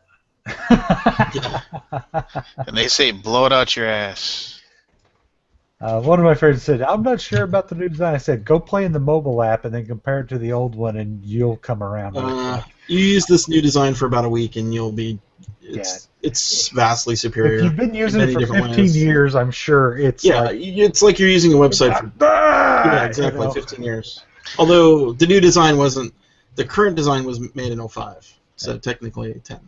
Well, I've only been using it. I know a lot of people like to think it was created in the 90s when the internet didn't exist, but it was technically 2005. But, I'll say this: I got a buddy who has the app. He's in your little group or whatever. He's one of close friends of Aldi, and he loves it. I mean, he was like, you know, yeah, it's a lot better. So I registered in 2011. And we're just getting I like started, man. I mean, we got a lot of improvements. We have about 100 bugs in our database, not bugs, but like entries in our bug tracker that are version 2, like improvements and stuff. So a lot that could be done. We just wanted to get this done. Like, if I can just replicate the functionality that currently exists to the, I mean, this was a year of work. We started in January of 2015. It's now January 2016.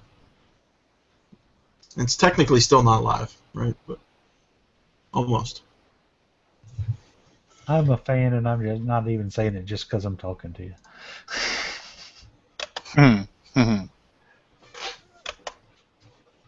If someone prefers the old site, I would be very shocked after giving it a real. I prefer the attempt. old site. Oh, shut up. Oh, okay. Apparently, it is a dictatorship. Oh, they didn't say it. I did. Keith's my mouth of Sauron. I'm just being a dick. It's fun. Stunning. Hey, did you guys already talk about the tabletop thing? Season 4? No, we've not talked about that. Not talking about. What do you guys think about it? What about it? I haven't paid any The attention new, to the it. new plan. Oh, that they're going to have the publishers come teach them how to play the games because they can't read the fucking rule book? I didn't want to say it like that. I guess that's my Well, interpretation. if you pay me Travis- $1.5 million to run a show, I'll learn the rules of a game, by the way. Travis It's isn't a here, but matter. yeah, Travis isn't here. But like when I guess if he said like when he was talking, I guess he said when he was talking to them, and he said, "Hey, if you pick my game, I will fly out on my dime, and I will teach you how to play the game to make sure it's played correctly." So I mean, so everybody cross your fingers. Hopefully, maybe one of Travis's games will get picked to be on Tabletop Yep, this I hope season. so. Which one do you think it'll be? Although they've gone Zero. I know.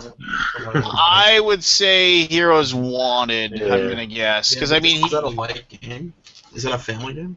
it's a lighthearted game. Have you played it? You could easily make characters of Will. Well, yeah. I mean, plus you could make a character of Will Wheaton. You can put him in the game or whatever. So. Or have Lance's character that might get screen time. Hey, shut your mouth! I'm already in the game. I have a character too. No, I know that you're already in the game. Oh, yeah, we You're can just make hoping the, one It gets last picked, so you get screen time. I just thought it was kind of funny. Like, I don't know. I've always. I guess it's I mean, I don't know Will. I've never talked to him. I asked him to come to BGCon many years in a row and never got a response. Yeah. But I think he's a bit too sensitive to the feedback. You think? What do you do? I remember when I was learning when I was being taught Ashes at Gen Con, I was sitting there playing, and then I looked over and he was being taught how to play Ashes next to me. It was just kind of like this weird, oh, hello. You know, it's like, So when he screws up the rules after he's been taught by the people that made the game, who's he going to blame? The Don't blame cameraman. Bo. Just to Blame blame Bo. Bo. The publisher has no guarantee that you're going to get the rules right either. Yeah. I know a couple publishers who don't know their own rules of That's games. true. and Because they have so many games, it's like you don't know all your own rules. It's really easy to pick on them for getting the rules wrong, and that's fine. Believe But I me, mean, we get them. Everybody gets the rules wrong. I don't ever play a game correctly. Right. yeah. So I mean, and that's one of those things where I've just like, you know, I don't ever worry about it. You know, it's just like, oh, you got the rules That's wrong. what I'm Yeah, saying. whatever. It's like it's Man. part of the life of a gamer. I mean, Yeah. you get the rules wrong. I don't think I that's guess- why people pick on them, though, Lance. I think it's the outlash afterwards that they pick on them for. Well, I mean, There's two ways I can look at this, though. Okay, you're actually presenting this to try to teach people about the games, and then if you I- the rules, It's not a you do full have a rules level of explanation. explanation. yeah, but Well, but they are putting a lot of that out there, you know, Yeah. and people are learning Yeah. from that. So you do have a little bit of a responsibility, but to make a mistake, okay, to me, you're going to make mistakes. It's part of board gaming. Just say, hey, we made a mistake. Go in and annotate, make a notation Yeah, you about have it. to- Hey, there's some YouTube has an errors, but here we go. This is what happened. The thing that I didn't like, and it's still happening, is the constant public blaming of Bo. I Yeah. mean, even though it doesn't name him, because Yeah, that's- even in the latest thing where he talked about season 4, he took another shot. Right. That's what I'm saying. It's the sensitivity to it, and like I don't know. It's a weird. Let it go, dude. Yeah, like that was a year ago. Yeah. Well, get over it. Move but on. I mean, that's fine. I mean, without knowing the full situation, I don't feel right in telling anybody that, oh, you need to get over it. You know, just because I think that's kind of crap. But, Yeah, but you purport yourself to be a gamer, right? Well, then you should have read your own rule book yourself a little bit to understand it too, not just expected someone to spoon feed it to you. Yeah. I also thought they had to like vet all the games. I mean, I don't want to pick it apart or anything, but like, didn't you have to play all the games to begin with? To, like, If you go back and watch the first couple of episodes of it, and he basically presents the show as games that he likes. Right. So it totally blows that. That's what pisses him off more than anything else. Is the fact that he set this thing up as he's going to show games that he likes, and he doesn't even know the games. My game night, yeah. Yeah. No, so I mean, it got to a level where it was beyond his capabilities. yeah, right? it's not like you're playing a game of Madeira or Trajan. Yeah, Kingdom Builder has 3 rules. Yeah. One of them they got wrong. I mean, but had you played Kingdom Builder like 5 years ago when it came out or whatever, or 3 years ago, 4 years ago? I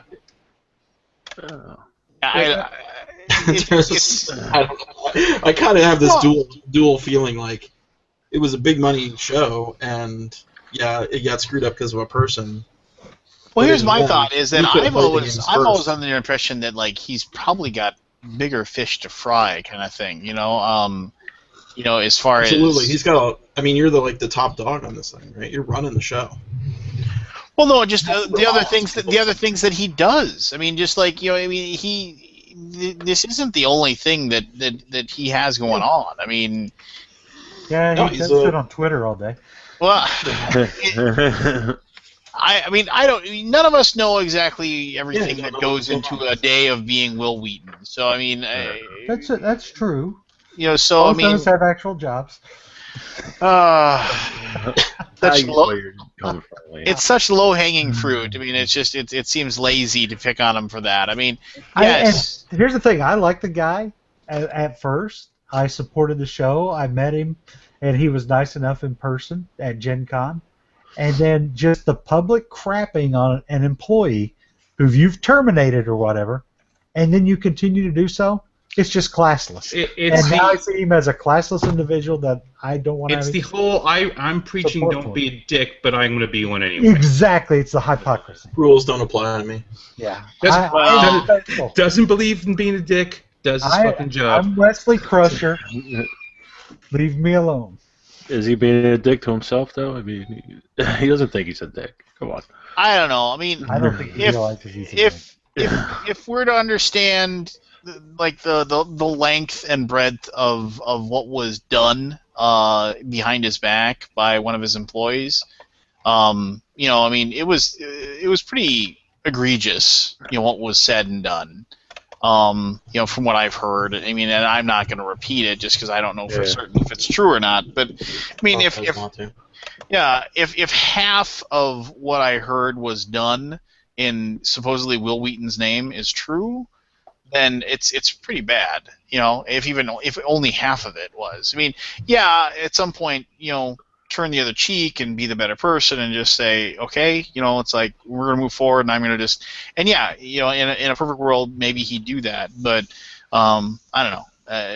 None of us can ever really say that we haven't really wanted to stick it to some asshole that screwed you over, so it's just like, and I think it was a very human response that he had, and perhaps all parties involved will learn and move forward from it. So I don't know.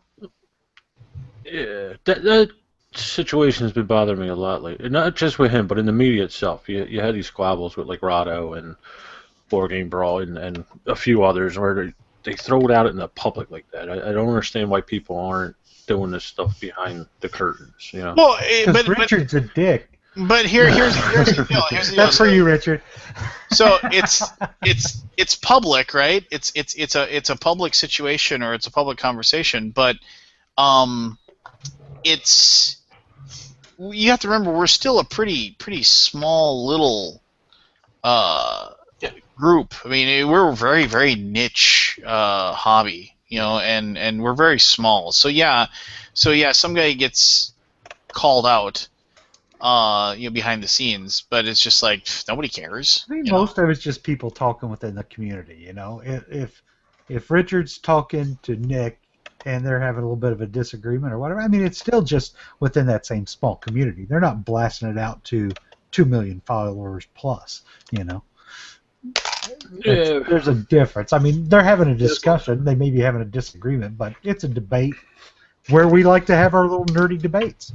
But at least they're having a back and forth interaction. Well, to an extent, that one, yeah. Yeah, I mean, I don't know. I tend to think that for the most part, people tend to try to do the right thing in most situations. I So, agree most of the time. but Also think the growing pains of it all too, right? Like it's the first time you've got internet personalities coming into our hobby, like the past couple years.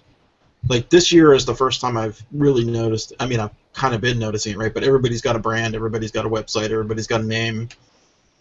You know, and there's only so many eyeballs out there to watch all this stuff. So Yeah. you got to do what you do to get What noticed. about listen to this stuff, Scott? That's why Oh you yeah, put I know. I need podcasts to. on the I bottom know. of We the need list. we need to bump those podcasts up a little bit.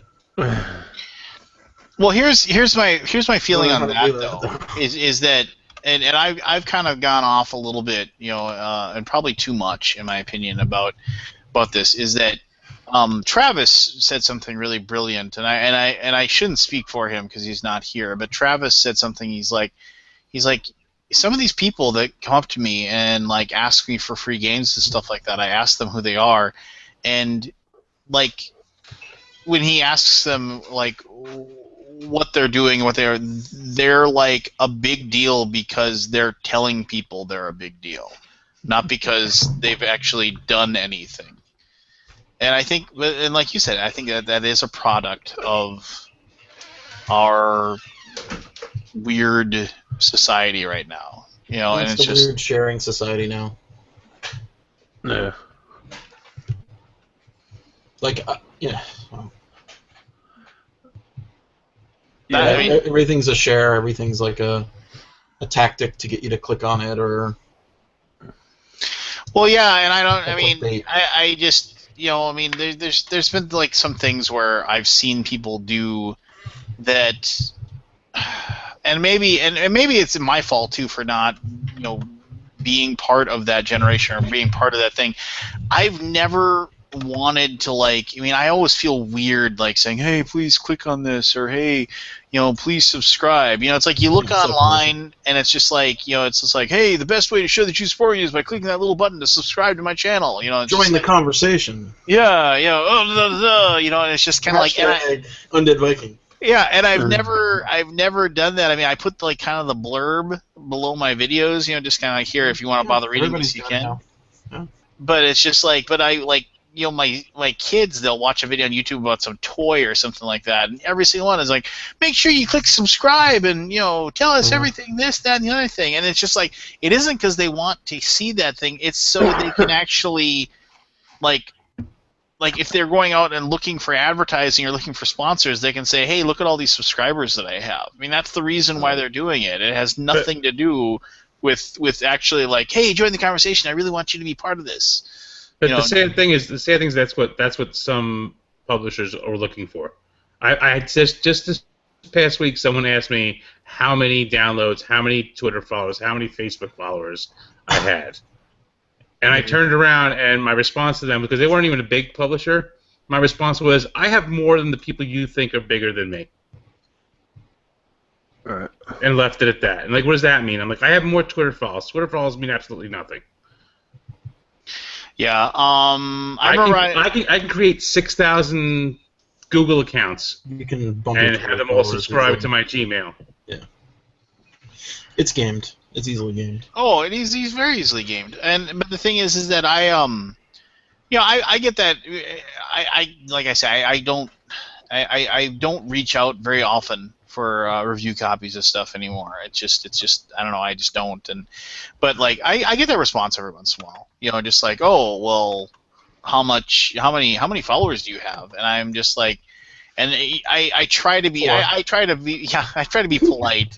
But it's one of those things where I try to explain. It's like I've been doing this for like a decade. You can just We're Google all in the this game. We're all in the game. Yeah, I mean, I am Yeah. too, right? We all are. So. Well, some of us don't have websites worth $80 million. But I mean, I understand. I mean, Oh, I'm just saying it's the growth of the industry and like growing pains and all that stuff, and like more different personalities coming in that weren't here before, right? A lot of new people. Do you think that's a good thing or not so good? Yeah, it's good. I mean, differing voices definitely are good. That's my opinion about it. I like to hear different opinions and things. Right.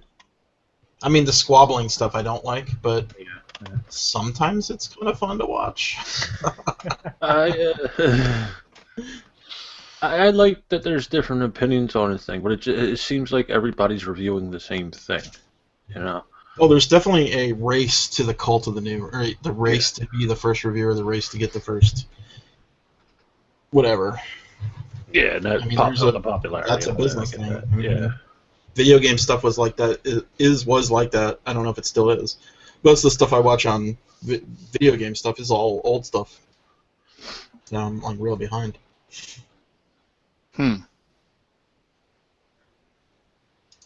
Interesting, you know? But yeah, I mean, like, you know, something else that's also happening is like a lot of the popular games are just shooting up on the ranks of BGG. I was going to say, we never have a happened new before. #1. Oh, yeah. I know. Was that #1 last week when we were talking? No, it was not #1 last week. Oh, it was like #2 or something? Yeah, it was because all the wars to try to vote it down were still That's going. #1. Codenames is 20. Seven Wonders Duel is like, I have to get my Codenames facts is right 20. here. Wow. Codenames is 20. And what was Seven Wonders Duel? 24. Nice.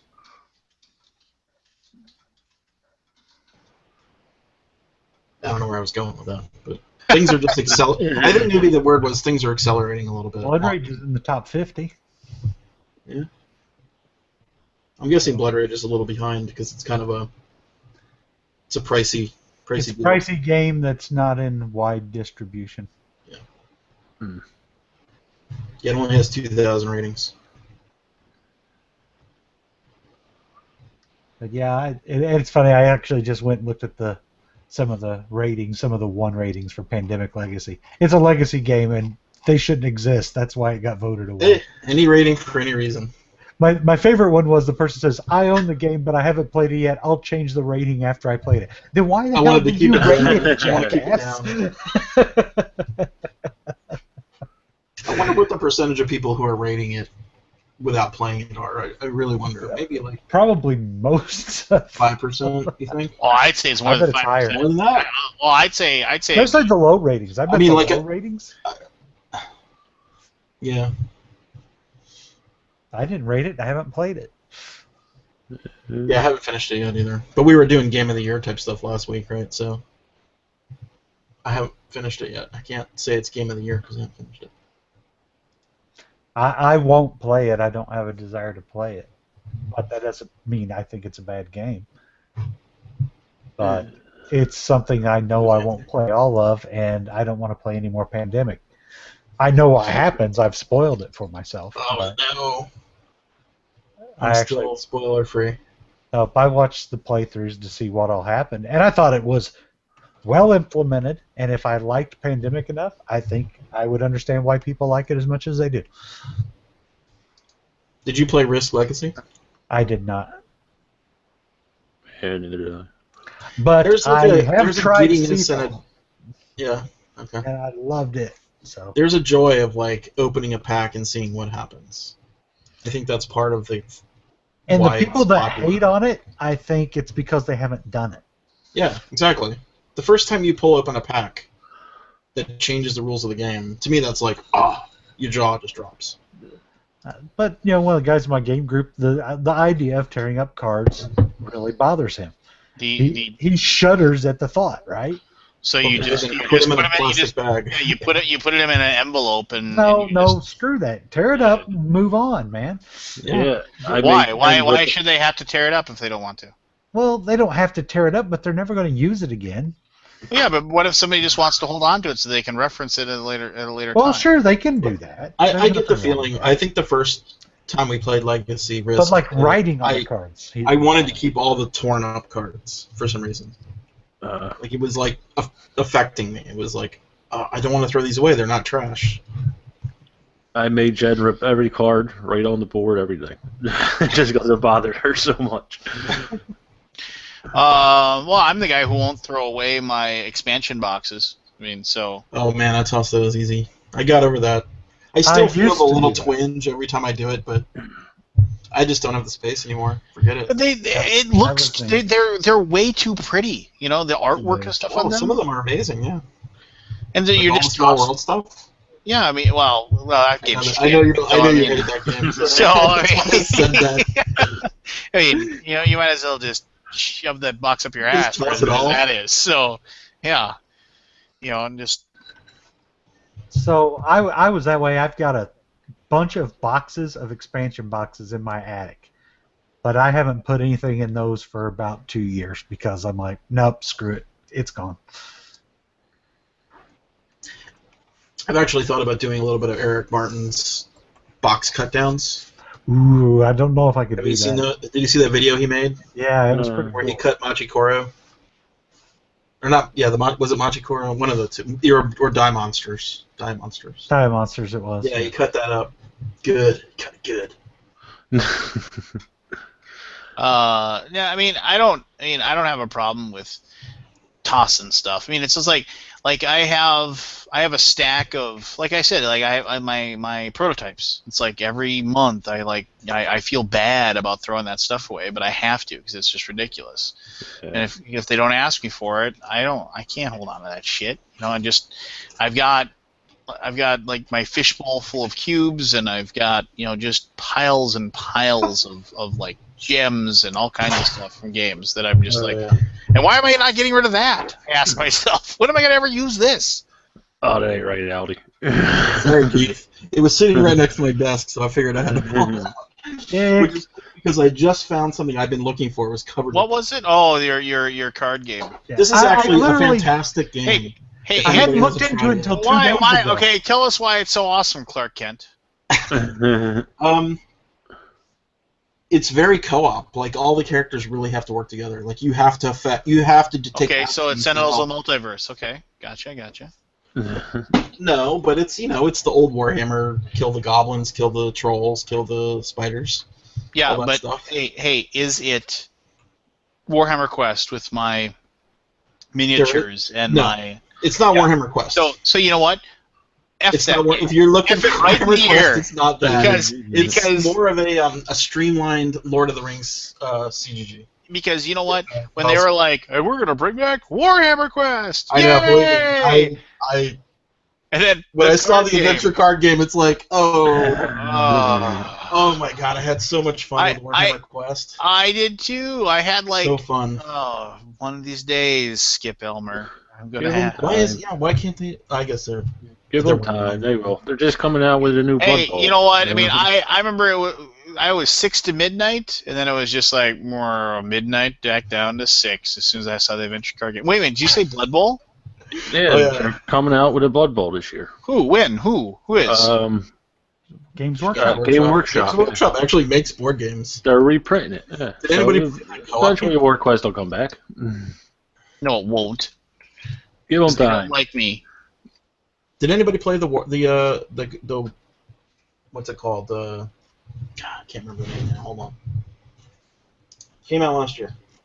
Where'd you hear about Blood Bowl? Shut up. I want to hear about this. It's been around in the news. Yeah, I forget where. I've seen pictures of some minis. Go to Game Workshop. They probably got it on their website. I'm right there, and I don't see shit. You don't see shit? Open your eyes. I think I actually heard it from Vasil, but I'm not 100% on that. Assassinorium. Did anybody play Assassinorium? What are you talking about? A co-op game came out from Games Workshop last year called the Assassinorium. Oh yeah, and it got immediately panned as being a bunch of garbage. Did you play it? No, I mean, it looked like garbage. I mean, you can't make up your own decision. You can't make a decision for yourself. Well, I wasn't going to drop $125 on a game. Oh, yeah, is it $100? Holy crap. It was ridiculous. It had like 1,000 miniatures and stuff.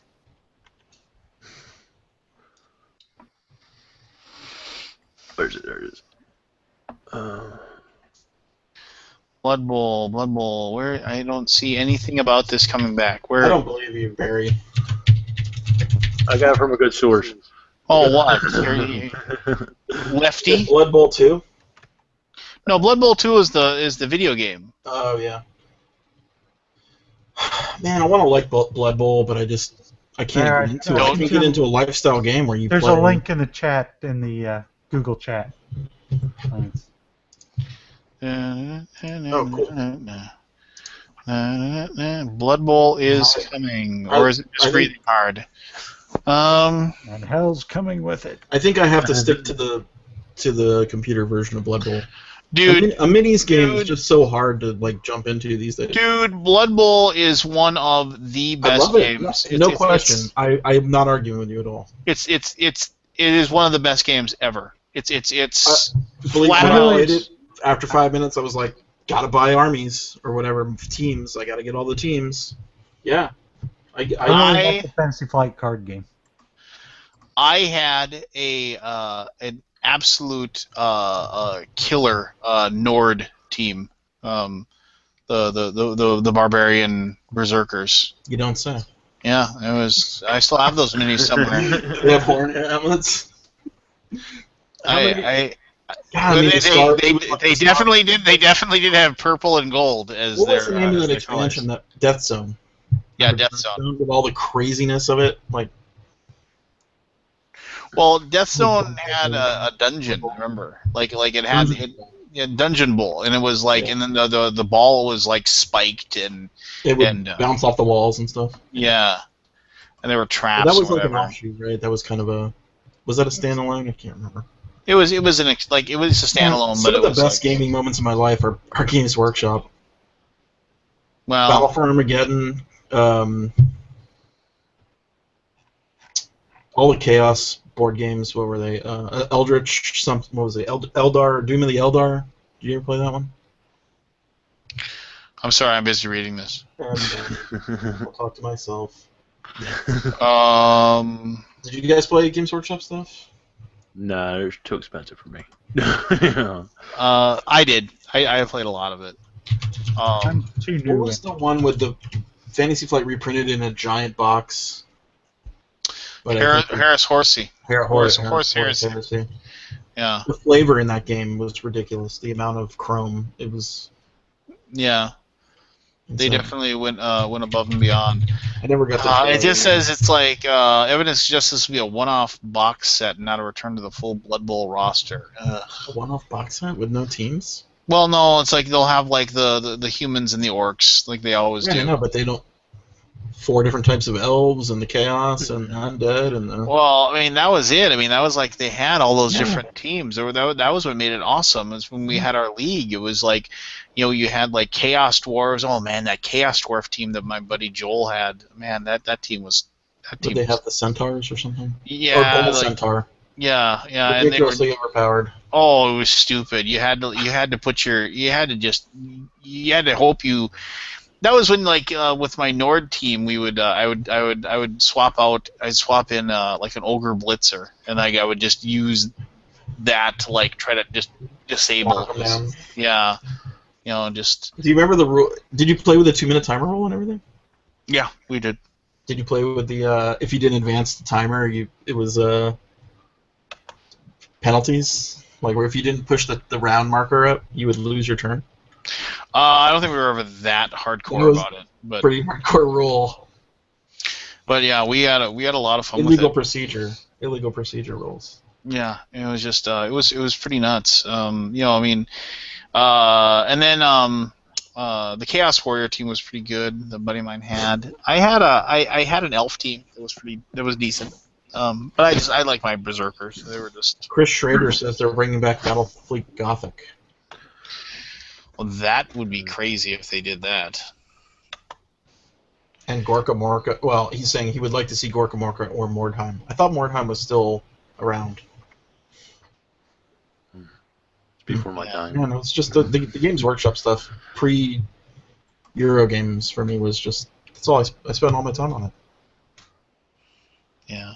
No, I think I read that the Warhammer Quest card game, Keith, it's going to be back in print in like a month. You can wait. I mean, it isn't like... I'll wait. I think Fantasy Flight site said it's on the boat, so it should be there any day. Yeah. Yeah, I actually even went to their website to see if I could order direct, and it's out of stock. So. It's out of stock everywhere? Yep, pretty much. You can find it. It's just, people are gouging you at this point. But at lunchtime today, it was $47 on Amazon. I'm like, screw that. A while ago, it's $100. Isn't it $29.99 MSRP? $39.99. $39.99. There's not much in the box. It's empty.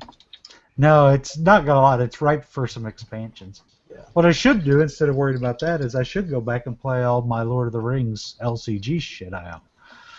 Yeah, before they cut it off and start a new one. Oh, I don't need a new one. I've just got a bunch. I don't have all of it, but I have a bunch of it, and I've only played a couple of games of it. So I bought the probably base just go game. work I on that. haven't played it yet though. Yeah, I really like Lord of the I Rings. haven't had any luck with LCGs in Gen. Not a It's single. just the time it takes to make the deck. That's what I like about the Warhammer stuff is you got 5 cards for your character. That's it. Hey, you can buy one from the UK on Yeah, eBay. on eBay, yeah. I don't know why you Already would. on the BGG Marketplace?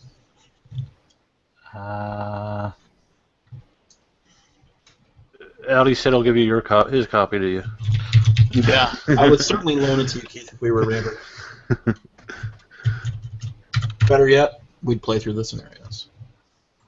There you go. 39. hang There's out. only one copy. 40 euros, unfortunately, from UK. I was gonna say I'm stunned That's all the way that from Germany. I'm stunned that CLS Games doesn't have a pre-order on there. That's Yeah, I like- noticed that the ad goes to Amazon for $39.95, but if you click it, it's.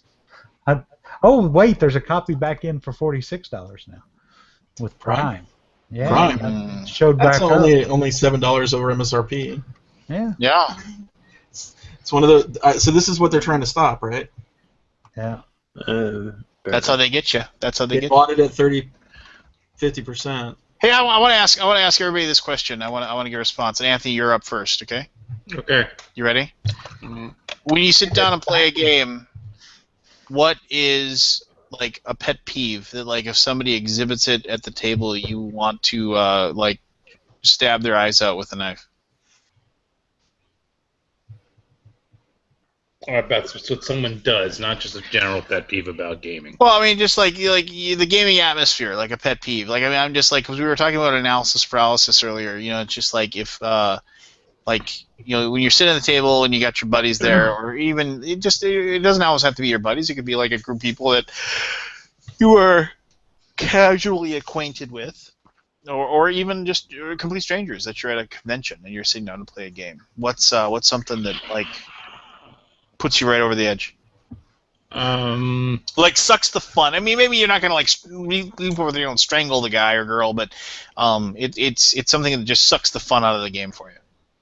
What sucks the fun is anyone who you were talking about before. I was listening to the Arkham Horror thing. If you've read a strategy guide on a game, fuck you. Yeah. And especially if you've given that strategy a cute name, fuck you again. I had Bunny rabbit ears strategy. to No. dovetail. Yeah, Aldi, go on your own site and go under this game right here. Blood Rage. Oh, Russian. Oh, And forget it. look up the Chicken Kiev strategy. Oh, okay. The Chicken Kiev strategy is the Anthony's gonna get up and fucking leave the table strategy.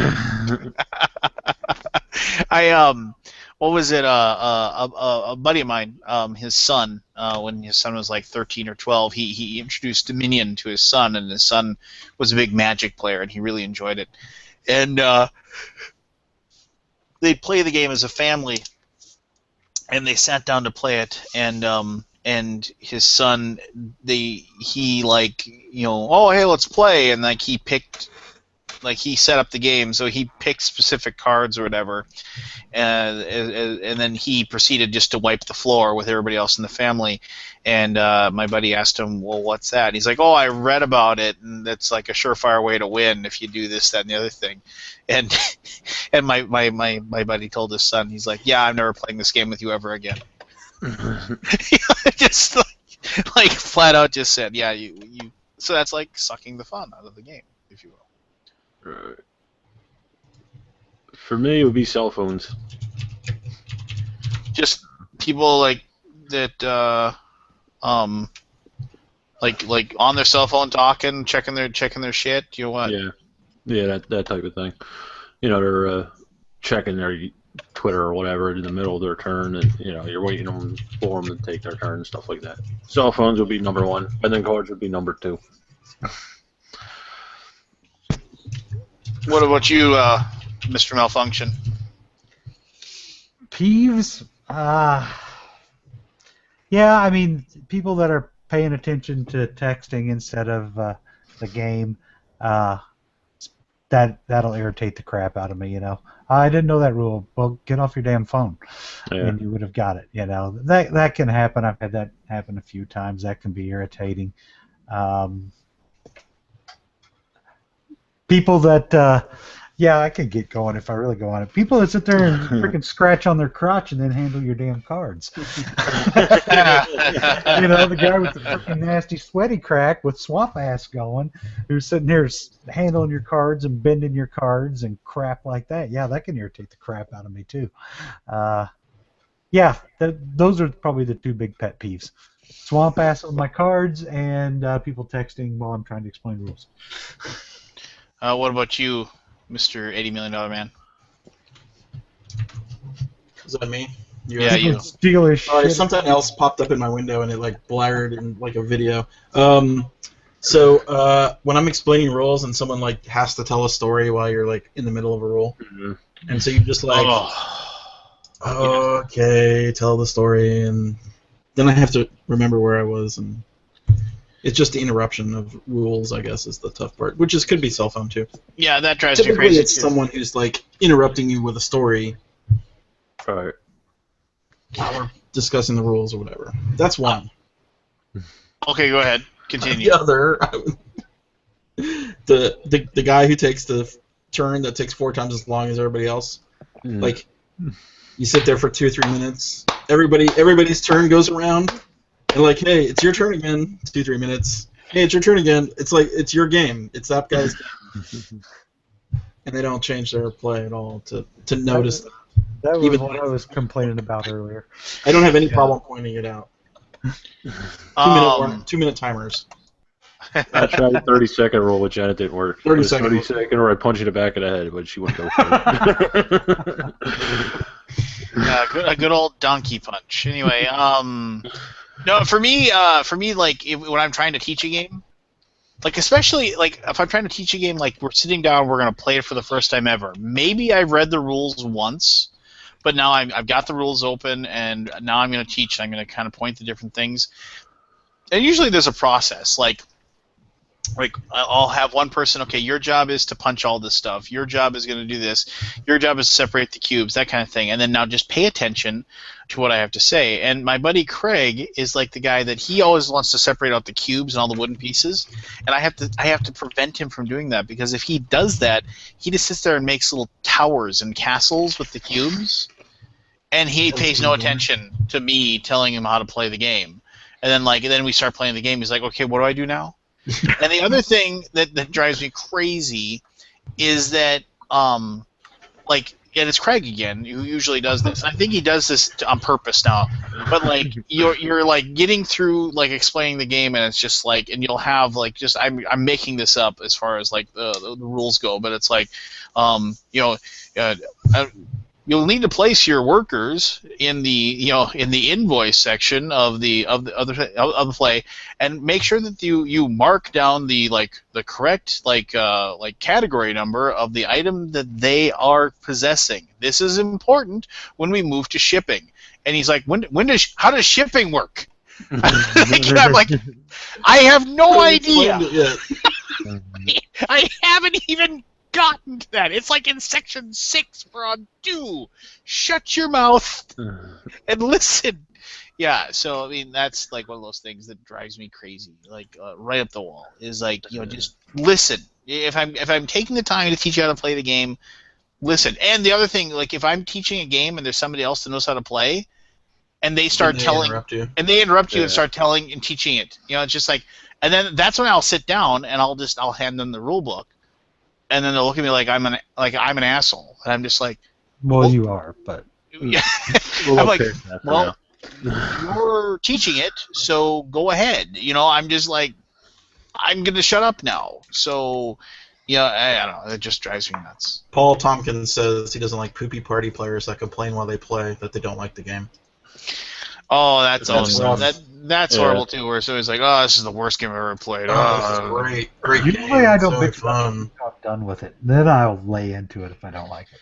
Yeah, just like oh. But you can tell if I don't because I'll just kind of lay back and just be like, all right, whatever. Sure, I'm glad we picked this game. Oh, this is a lot of fun. So- That brings up a good thing. So I mean, to me, I would just abort if that person didn't like the game. Yeah. Good. Keep- So we talk about what we don't like that other people do. What do you do that other people probably should not like?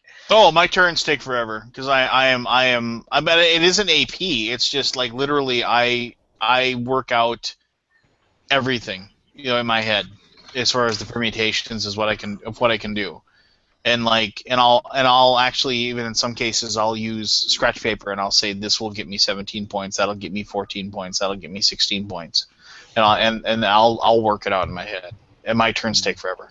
But I can't stand leaving points on the table. It drives me crazy. Absolutely drives me crazy. I know there's two things I do. That one of them I try to work on, and then the other one I also try to work on. One of them is like if your game's like you need to put these parts here and these parts here. This is where they're supposed to be. I want everybody to be doing that, right? Because that way I know exactly what they're doing, even though it may not matter. But those don't go there; those go there, and so I can be a little bit over anal on that, and I try to back off of that. And I will dispense advice unasked for at times when I shouldn't be, especially when we're learning a game.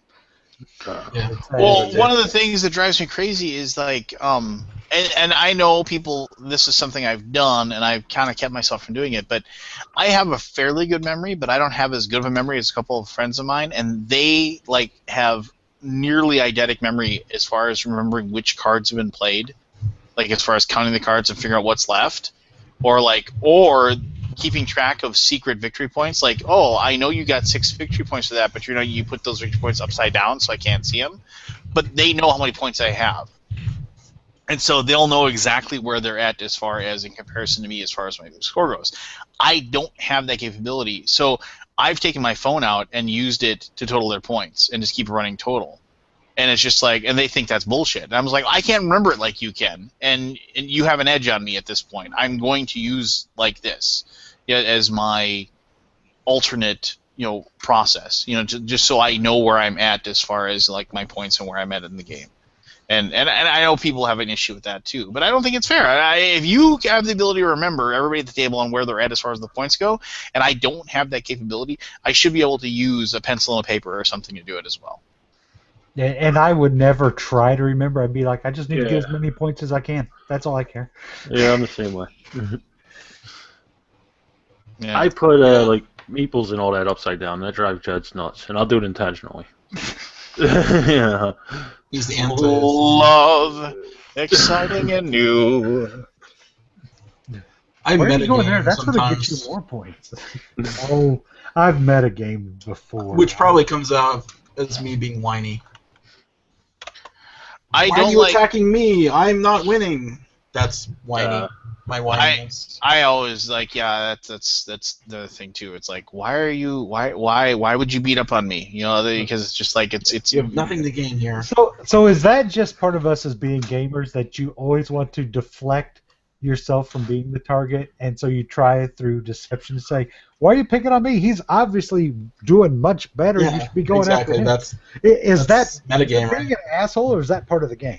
I don't know. Well, no, but I mean, I don't like. I wish that people would play like the games in that singular microcosm of just that game, and I really just like it when people bring other games or other situations and bring it in. Last game, so I'm going to make your rest of your day a hell. Yeah, and seriously, I can't play. When we play Werewolf, I can't play it. I have to moderate because as soon as I play, I'm the first person they kill.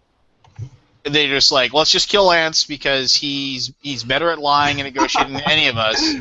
And if we get lucky, great. If not, it's just everybody's like, yep, they all agree. And I'm just like, Well, that was fun. Yeah, I'm the goddamn seer, you morons. You know, just like you know, and you know, it's just like you know, and no matter what I say, I'll say you don't want to kill me. Oh no, nope. We all agreed. You're lynched. Okay, you're done. And it's just like I can't play those games. Or like same thing with Battlestar. I've had games in Battlestar where like the players like they've personally like taken characters for the purpose of like the Callie character that allows you to kill a person.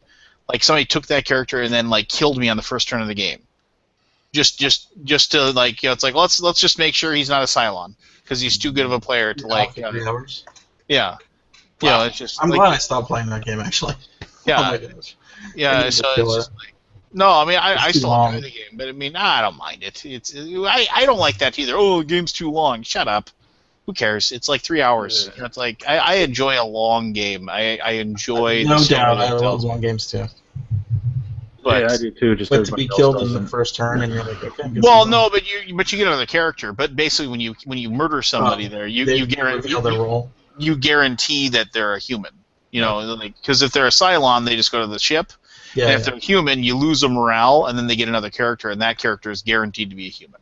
So it's just like, and it's okay.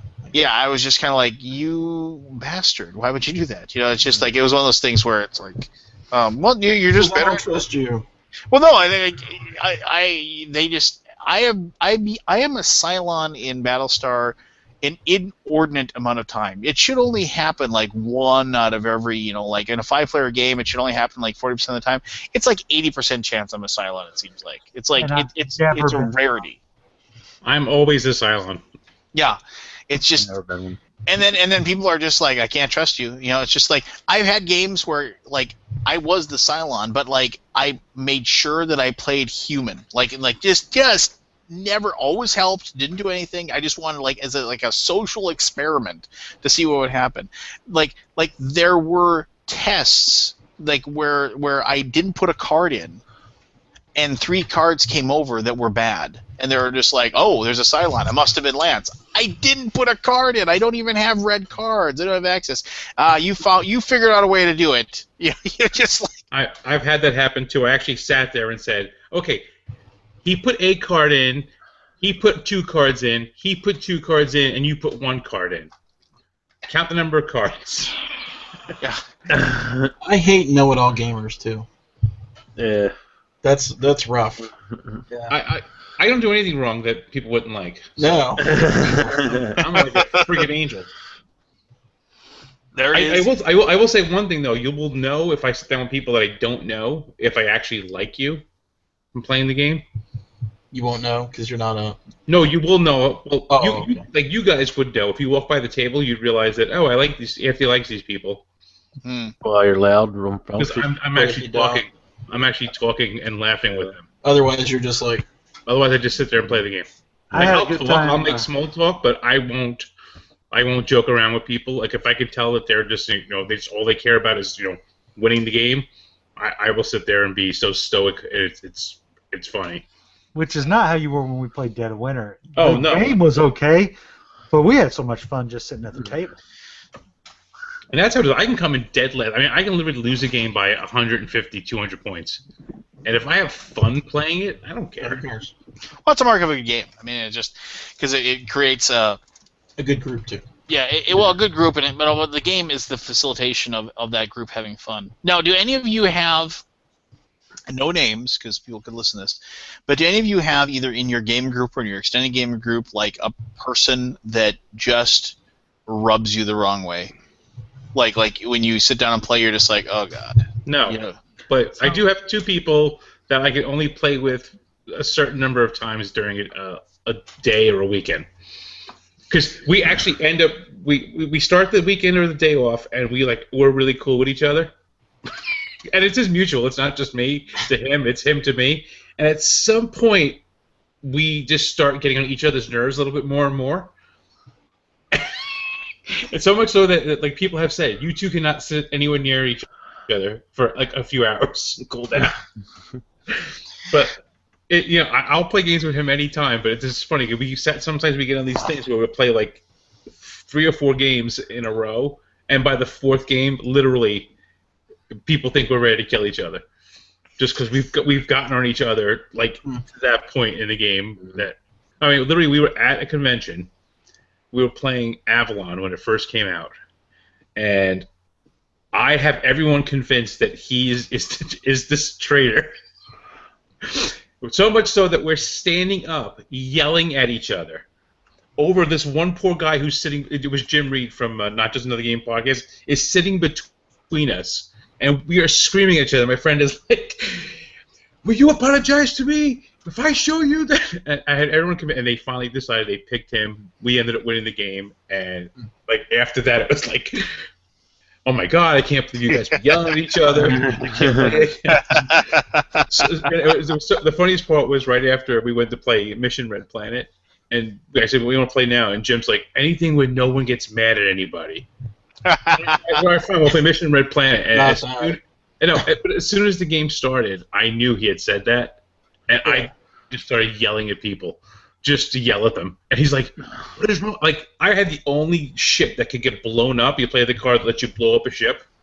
I have the only people on the ship that can be blown up in the entire game. It's physically impossible to blow up any other ship. So he blows up. The guy blows up mine, and I yelled at him, "Why are you picking on me? Why don't you go after somebody else?" And nobody catches the fact that I am the only ship that this can possibly card be played on to begin with at the time. And he's like, "Oh my God, why is Anthony getting so mad? I can't take all this yelling." At the end, I'm like, "Yeah, I knew you said that. I was just bullshitting with everybody." But there is one guy, and it's like I have my gaming group, and I have my my Bizarro gaming group. It's just like I have the game group that I've known forever. Then I have this other group of guys that I've known for like a third of the time, and then I play with both of them. And in the Bizarro gaming group, in the extended Bizarro gaming group, there's a guy, and like literally when my buddy invites me over to his house to play, like I show up and I ask, "Is this gentleman there?" And if he isn't, I'm like, "Oh, thank goodness." But if he is, it's just like I make it a point to not play any games with him. He is the know-it-all gamer. He is the know-it-all about everything. Like, it doesn't matter what you're talking about. Like, if you're just talking about some anecdote about some movie, and you get like, I think so and so played that character. No, it was Ed Phillips. Oh well, whoever it was Ed Phillips. Ed Phillips played that character. Yeah, whatever. It doesn't matter. See, it was Ed Phillips. I can show it to you. Here, I'll look it up. And then you're like, sorry, and he'll take the phone, he'll put it in front of you. See, I said it was Ed Phillips. Yeah, great. Just like, you suck. It's like, are you surprised you live in your basement with your parents? It's just like, and you're just like, and also like whenever you play a game with him, when I get forced to play a game with him, inevitably he's always telling people they're playing their turns wrong. Like, he's like, "You didn't do that right." Know-it-all gamer. Yeah, and like literally, like the last time I played a game with him, I was playing Skull and Roses, and which normally like 12 people were all having fun, joking around or whatever, and he, for whatever reason, it got to him, and he had to do he had the bid. I'm assuming everybody knows how to play Skull and Roses here. Yeah. yes, Okay, so he won the bid, and so he had to pick. And so he turned his over, and he's like, "Well, I know," and then he's like, "And I know, Tim. Tim doesn't have his skull anymore." And so Tim turned over, and he looked at me, and he goes, "And Lance, I know you don't. I know you wouldn't have done it." And I turned over a skull, and he was like, he looked at me, and he goes, "Why the fuck do you have a skull?" And I was like, "Because I picked it." He's like, "Why would you have bid the way you did? You're so fucking stupid." Because I was like, I like literally was like, "Oh my God!" If you want to put somebody on tilt, call them stupid in a game. Yeah, just like I can call it stupid in a werewolf game by a werewolf, and it just gets under my skin. Yeah, right. And I mean that was like, and I'm not a violent person. I was just like, dude, it's like this is like the last game I'm ever playing with you. And I just, I was just like, but he was knocked out at that point, and I was just like, that's fine. So now he can go over and seethe in the corner. And the thing is that I don't think he really knows what he's doing. It's one of those things where he's just oblivious to his own social ineptitude. Most of those kind of people are. Yeah. So it's tough to figure out, like, if it was I don't know. It's tough to figure out if if those people. It's like that classic moment in Seven. It's like, do you know you're crazy? I mean, do you sit around and say, "Wow, it's really just I'm really crazy," So it's just like, do you know you're an asshole? Yeah, do you know you're an asshole? I mean, do you know that people don't like you? You do know that, right? This isn't normal the way you react. Those people do know, though. Yeah, they just don't care. I used to have a gamer that I couldn't tolerate in my group, and sometimes you just have to like put your foot down and kick him out. Yeah, life's too short to play those games. Yeah. Well, the pet peeve I talked about earlier with the swamp ass stuff, the person that was doing that after a very bad game of Battlestar, after the game night, I said, I will never play a game with that individual again. And we never invited him back. But I play with a group of 3 other friends. So I'm playing with just friends. Yeah. And this is a guy we invited once in a while when we wanted to play bigger games, like wanted to play Battlestar or something like that. After he screamed and yelled and literally stomped his foot because we locked him in the brig and started cussing everybody, I said, no, I'm not playing a game with him again. We kicked him out. Do you guys have a game group, an open game group, or is it like, do you have to be invited, or do people show up? We just could play at a buddy's house, and that's it. There, so yeah, it's completely closed. With beer mongers, it's invited, but they post. Anybody in the area could come. You just come in, but right. Mainly it is an invite. They post on their guild, sometimes. Yeah.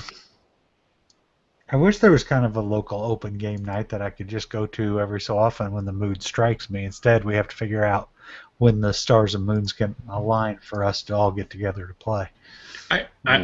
I've gone to the game night at one of the local game stores. The game store by me has a store that's by my office also, which is odd. But I've gone, and the weird thing about that is I don't really know anyone who else is there. And, I'm pretty cool at playing anything, but inevitably when I go, I get the one person who wants to play Munchkin or something else that I really don't want to play. And I'm like, I feel bad, like saying, "Oh no, I'm just looking around for, I don't know if I'm going to stick around." And then really, at some point, a couple times I've actually gone and run into someone who wants to play a game that I had no interest in playing at all. And I literally left only because I didn't want to have to say to them, "Oh, I don't want to play your game." Yeah. I was like, "Oh, I don't know if I'm going to stick around that long." And then I was like, "You know what? I'm just going to leave because I'm going to be standing here." And they'd be like, "Oh, that guy's still standing there. They didn't want to play a game with me. He must not like me." Just make it up, Anthony, and say, "No, I don't want to play your game. Move on." I told somebody I didn't want to play their game. They wanted me to play Flux one day, and I declined, and I didn't say no, Flux sucks. I said I'm not going to play it because honestly, I don't like that game very much, and I don't want to ruin your time playing it. Yeah. And it's interesting. I mean, I went to a meetup. Meetup groups are very different than Board Game Geek groups. There's a lot of Flux, there's a lot of Munchkin, Gloom, Cards Against Humanity. And I went and played it all, I mostly just tried to meet people, talk to them. The game is like, whatever. You don't go for gaming for those things. Well, that was my plan. My plan was to go to the store, yeah, a few times when they had it, and try to find people that I actually got along with. And then say, "Hey, let's not meet at the store. Let's come to my house." Right. Because I'd rather find 3 or 4 people who I really like, yeah, and that I get along with, who like the same kind of games I like, who be like, "Hey, you know what? We don't have to come to the store. We can come to my house this week. We go to someone else's house next week, because if we all end up sitting together playing games anyway, why do we have to play them there? Let's play them someplace where we're comfortable. We're pretty spoiled Yeah. here in Dallas. There's a lot going on. There's a monthly, basically, convention called Dallas Games Marathon, which is the whole weekend of gaming, and it's all mostly Euro games in our type of games. And then there's every weekend at the Madness in Plano, there's a game day. So if you want games here, there's a lot to choose from. My big thing is that it's I need kind of quiet when I game. I don't like super loud situations. I mean, when I go to a convention, that's fine. There's certain games that you can play and that are like more party style, and so they're you can be a little bit louder or whatever. But for me, it's like I enjoy playing at my house just because I can kind of control the environment a little bit. I also I have a kind of a weird problem. Like I'm not like it isn't a fear of crowds or anything like that, but I don't like the feeling of if I need to get out of a room, I can't. I don't like that. Like, oh God, I gotta worm my way through these people to get to where I gotta go. And I don't put it towards any kind of like agoraphobia or anything like that or whatever that is. But I think it's more of just like a comfort level for me. So like when I go to like my gaming store, it's like it was cool when their gaming night had like 40 people, but now they get about 120 people in there, and so I don't even go. It's just like I can't deal with the crowd. I can't deal with everything that's happening in there. It's one of those things where it's like controlling your own environment when you game. I think is pretty important to me. As far as what's there and what's going on. At a convention, I really liked the fact that BGGCon had like those open conference rooms on pretty much every floor. The quiet rooms, yeah. Yeah, so if you don't want to be in the big room, you can get away a little bit. I mean, well, the weird thing is that like it was weird. It was like the only thing that BGGCon they didn't like. I felt like I mentioned this before. I always felt like if I wasn't playing a game, I was wasting my time. It was just kind of like. I think that's conventions in general, right? Yeah, you're trying to like maximize your reason you're there. Yeah, and I don't know if you feel like that at Gen Con, though. That's the one you don't. Yeah, this year at Gen Con, I actually tried to keep my energy level high and like went out at night, right? Because normally we're like so tired. Yeah, with Gen Con, no. after the Because show. Gen Con, it's run. Yo, hey, how's it going? Hey, this is that guy I met. Oh, hey, talk to this guy. Go wander around, check out the games, whatever. Go walk the floor with Aldi and have him ditch you. Things like that. You're never gonna let me.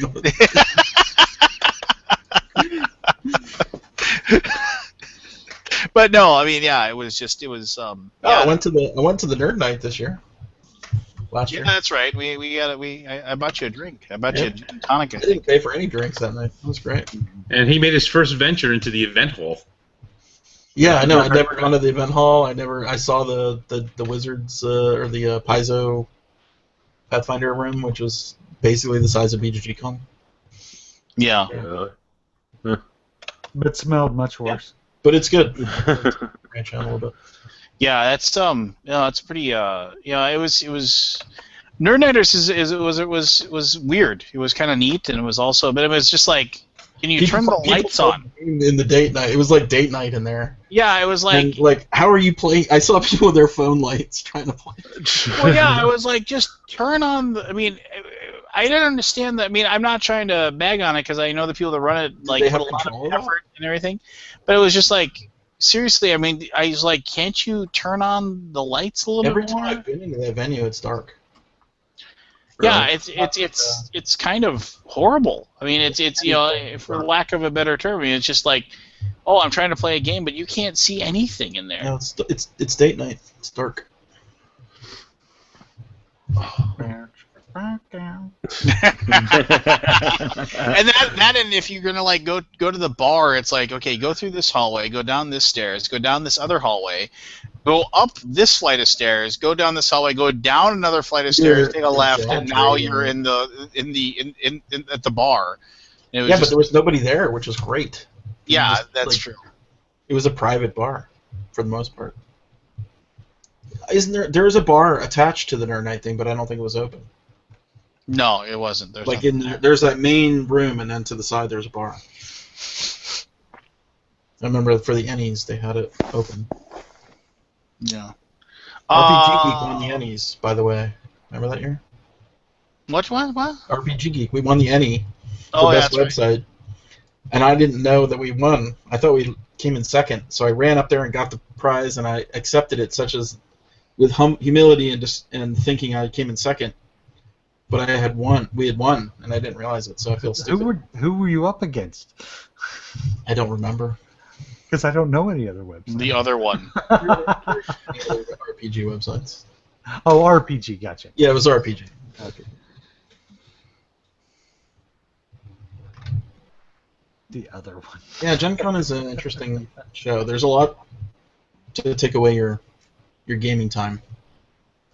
Are you going to go to anything other than the Board Game Geek related conventions and Gen Con and Essen this year? I think we're gonna go to Origins potentially. I need to look into that actually. Yeah, you need to go to Origins so I can say hi again. Hey, can you register yet for that? Yes, sir. Badges are available, I believe. I think we want to do that our whole exhibitor thing, so we need to look into that. This is like last minute, so I don't know if we're gonna be able to do it, but I've I kind got of figured we I just think I got my hotel room for it set up. yeah. I need to deal with all. Yeah, I that. think I've already bought my badge. I'm totally behind on all that. I'll tell you in a sec.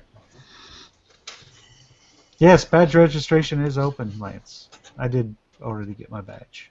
So I got my badge in my hotel. I'm ready to go to Origin. I actually Spiel 2016 There you go. application, filed it last year. You have to come out to Spiel next time, guys. Yeah. Lance and I have the same problem. Yeah.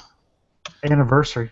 Yeah, anniversary and pay my way, and then I'll figure it out. You just got to do a Kickstarter to pay your. Which date's your anniversary, Lance? Never. I will never do a Kickstarter. It's been done. It's been broached. Well, I know people. I know that there are people that that have said, oh, hey, I pay me money and I'll go to Essen, and that's cool. That's great, and I don't disparage them at all, but yeah, I just nope. Well, when is it this year? November? Essen? October something. October 13th to the 16th. Oh, really? Right during Really my wanna go out anniversary. early. Well, I'm planning to go into Ireland around that time, so. Well, you maybe might as well come out. That's like That's- a 1 hour flight, or you could take the Channel. That's what I'm thinking. Channel's awesome, actually. I love it. I'll have to see. The train. Yeah, we plan to go to Ireland like September, October. We haven't made a concrete date Well, yet. if you make it the week before October 13th to the 16th, then you will have perfect timing to come out to Essen. Wah, wah, wah. To talk to them. Well, there you go. Going back to the homeland, huh? Yeah. Luckily, my name's different than my great grandfather's, but yeah. Well, they chased you out of the country if you had the same name as him? I don't know. You say luckily. They chased him out of the country, so he was never to return. Hey, Toshiro Mifune is going to. I probably mispronounced his last name, but got a star on the Hollywood Walk of Fame. Who? Toshiro Mifune, the guy who was in Akira Kurosawa's every movie. Oh, okay. He played. He's the guy. Only guy who's allowed to have a man bun. Well, what? He's the only guy allowed to have a man bun. Yeah, yeah, definitely. He was Yojimbo in Yojimbo. Yojimbo, which is I love that movie. It's a great movie. I need to watch those movies. I've always wanted to. Just never. Have you watched Seven Samurai? Nope. None of them. Really? Yeah, If you saw a picture of him, you would know who he was. Yeah, you've seen him I've seen on the clips. countless hipsters' Yeah. T-shirts. Yojimbo Hidden is Fortress. yeah. Yojimbo is the amazing. He's basically a Ronin samurai who comes into a town, and there are these two rival gangsters that are like fighting over control of this like town. This Fistful of dollars, or a few dollars more. and so that he comes in there, and then he starts playing them against each other. And That's just Fistful of dollars. yeah, But yeah, yeah, it's a- totally. Yeah. But this was first. Yojimbo was first. No, I'm not trying to take anything away from that. And is much better. I mean, not that a fist, that's still a great movie. Oh yeah, no, So I need to sit down and watch them because the problem is like I watch movies at my desk a lot of times and I listen to them and I don't. But with those you can't listen to them. You have to watch. Well, no, yeah, because you have to read. Yeah. Yeah. Usually movies that have subtitles I have a hard time watching. I can remember being in college. I think it was my junior year of college, and I was just sitting there studying for a test, and I didn't have cable in my apartment. So I just got the normal. I just got the normal channels or whatever, and the only channel that really came in well was PBS, and it like Thrown there a lot. yeah, and like at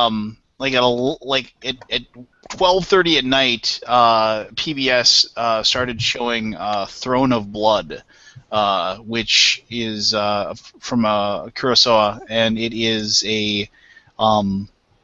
it's Macbeth, but in feudal Japan, and I'd never seen it before, and I remember I was just entranced by the movie. It was absolutely amazing. Just the whole it's Macbeth, but just think Macbeth but with I really need to watch them. I'm sure I would love all of it. Oh, it's just like it's up my alley. And I was like, it was like one of those things too, where it was just like it definitely it's just good stuff. I mean, the guy was obviously brilliant and did it really well. And there's a classic picture, and it's one of my favorite. I'm not a big meme guy or whatever, but there's a classic one where the alignments for D&D, and it says lawful good, and it shows the 7 samurai, and it says lawful good in the picture because somebody has to save your shitty little town. Nice. And I always giggle when I see that. It's just like, yes. All right, gentlemen, I'm going to head to bed. Yeah, I was just gonna say, I think I it's gotta roll, too. bells. So a good Hey, I talk. do want to plug a friend's endeavor that he launched this week. My friend John Richard has launched his Game On video reviews site on YouTube. Some people I might saw know that, John actually. from the hobby. He used to do Game On with Cody and John podcast. So, Oh yeah. John's a good guy, so if anybody can support him, that'd be great. What's the channel called? It's Game On video reviews. Hey, can you do me a favor, Keith? When you see John, Yeah. can you let's go back to his regular name?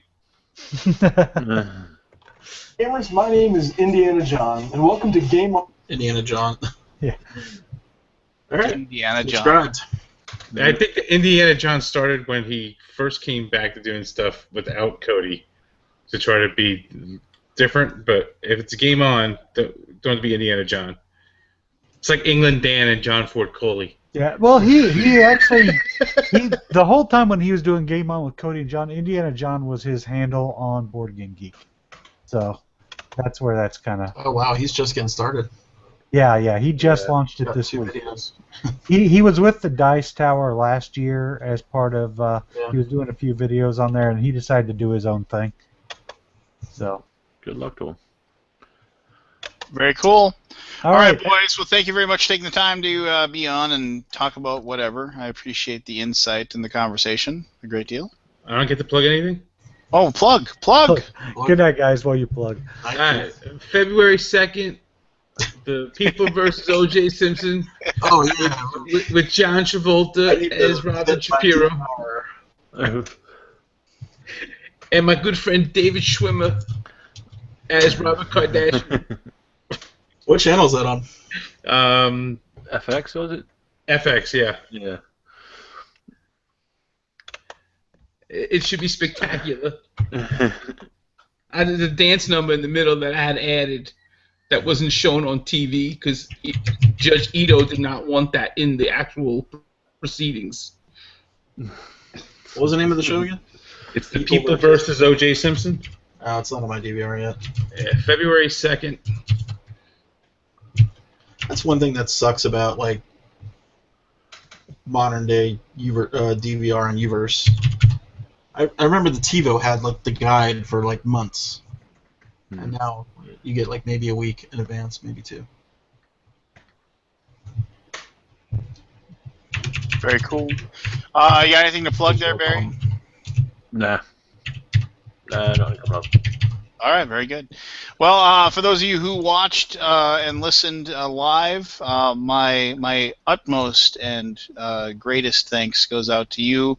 The fact that you actually tune in to listen to us prattle for God knows what reason means a great deal to me.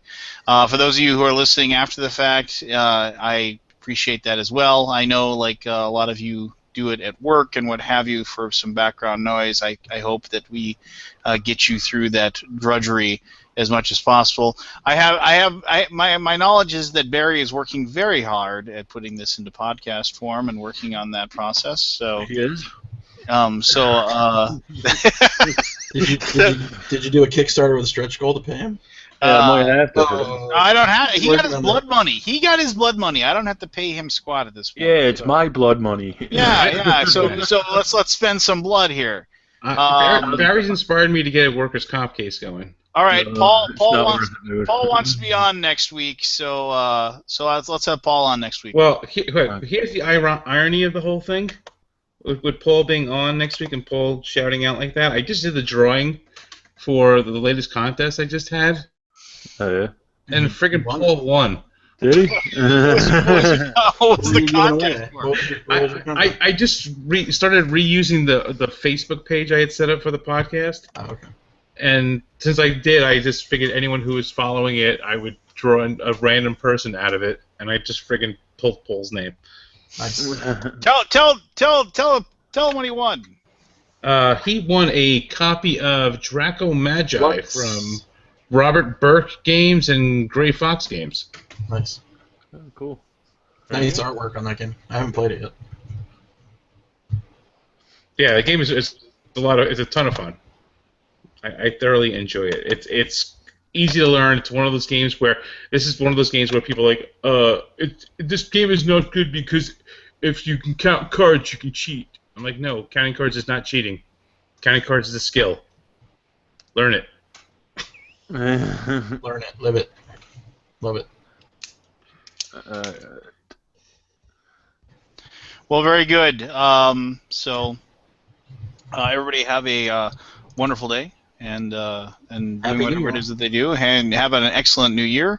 And we'll see everybody next week. Bye-bye. Bye bye.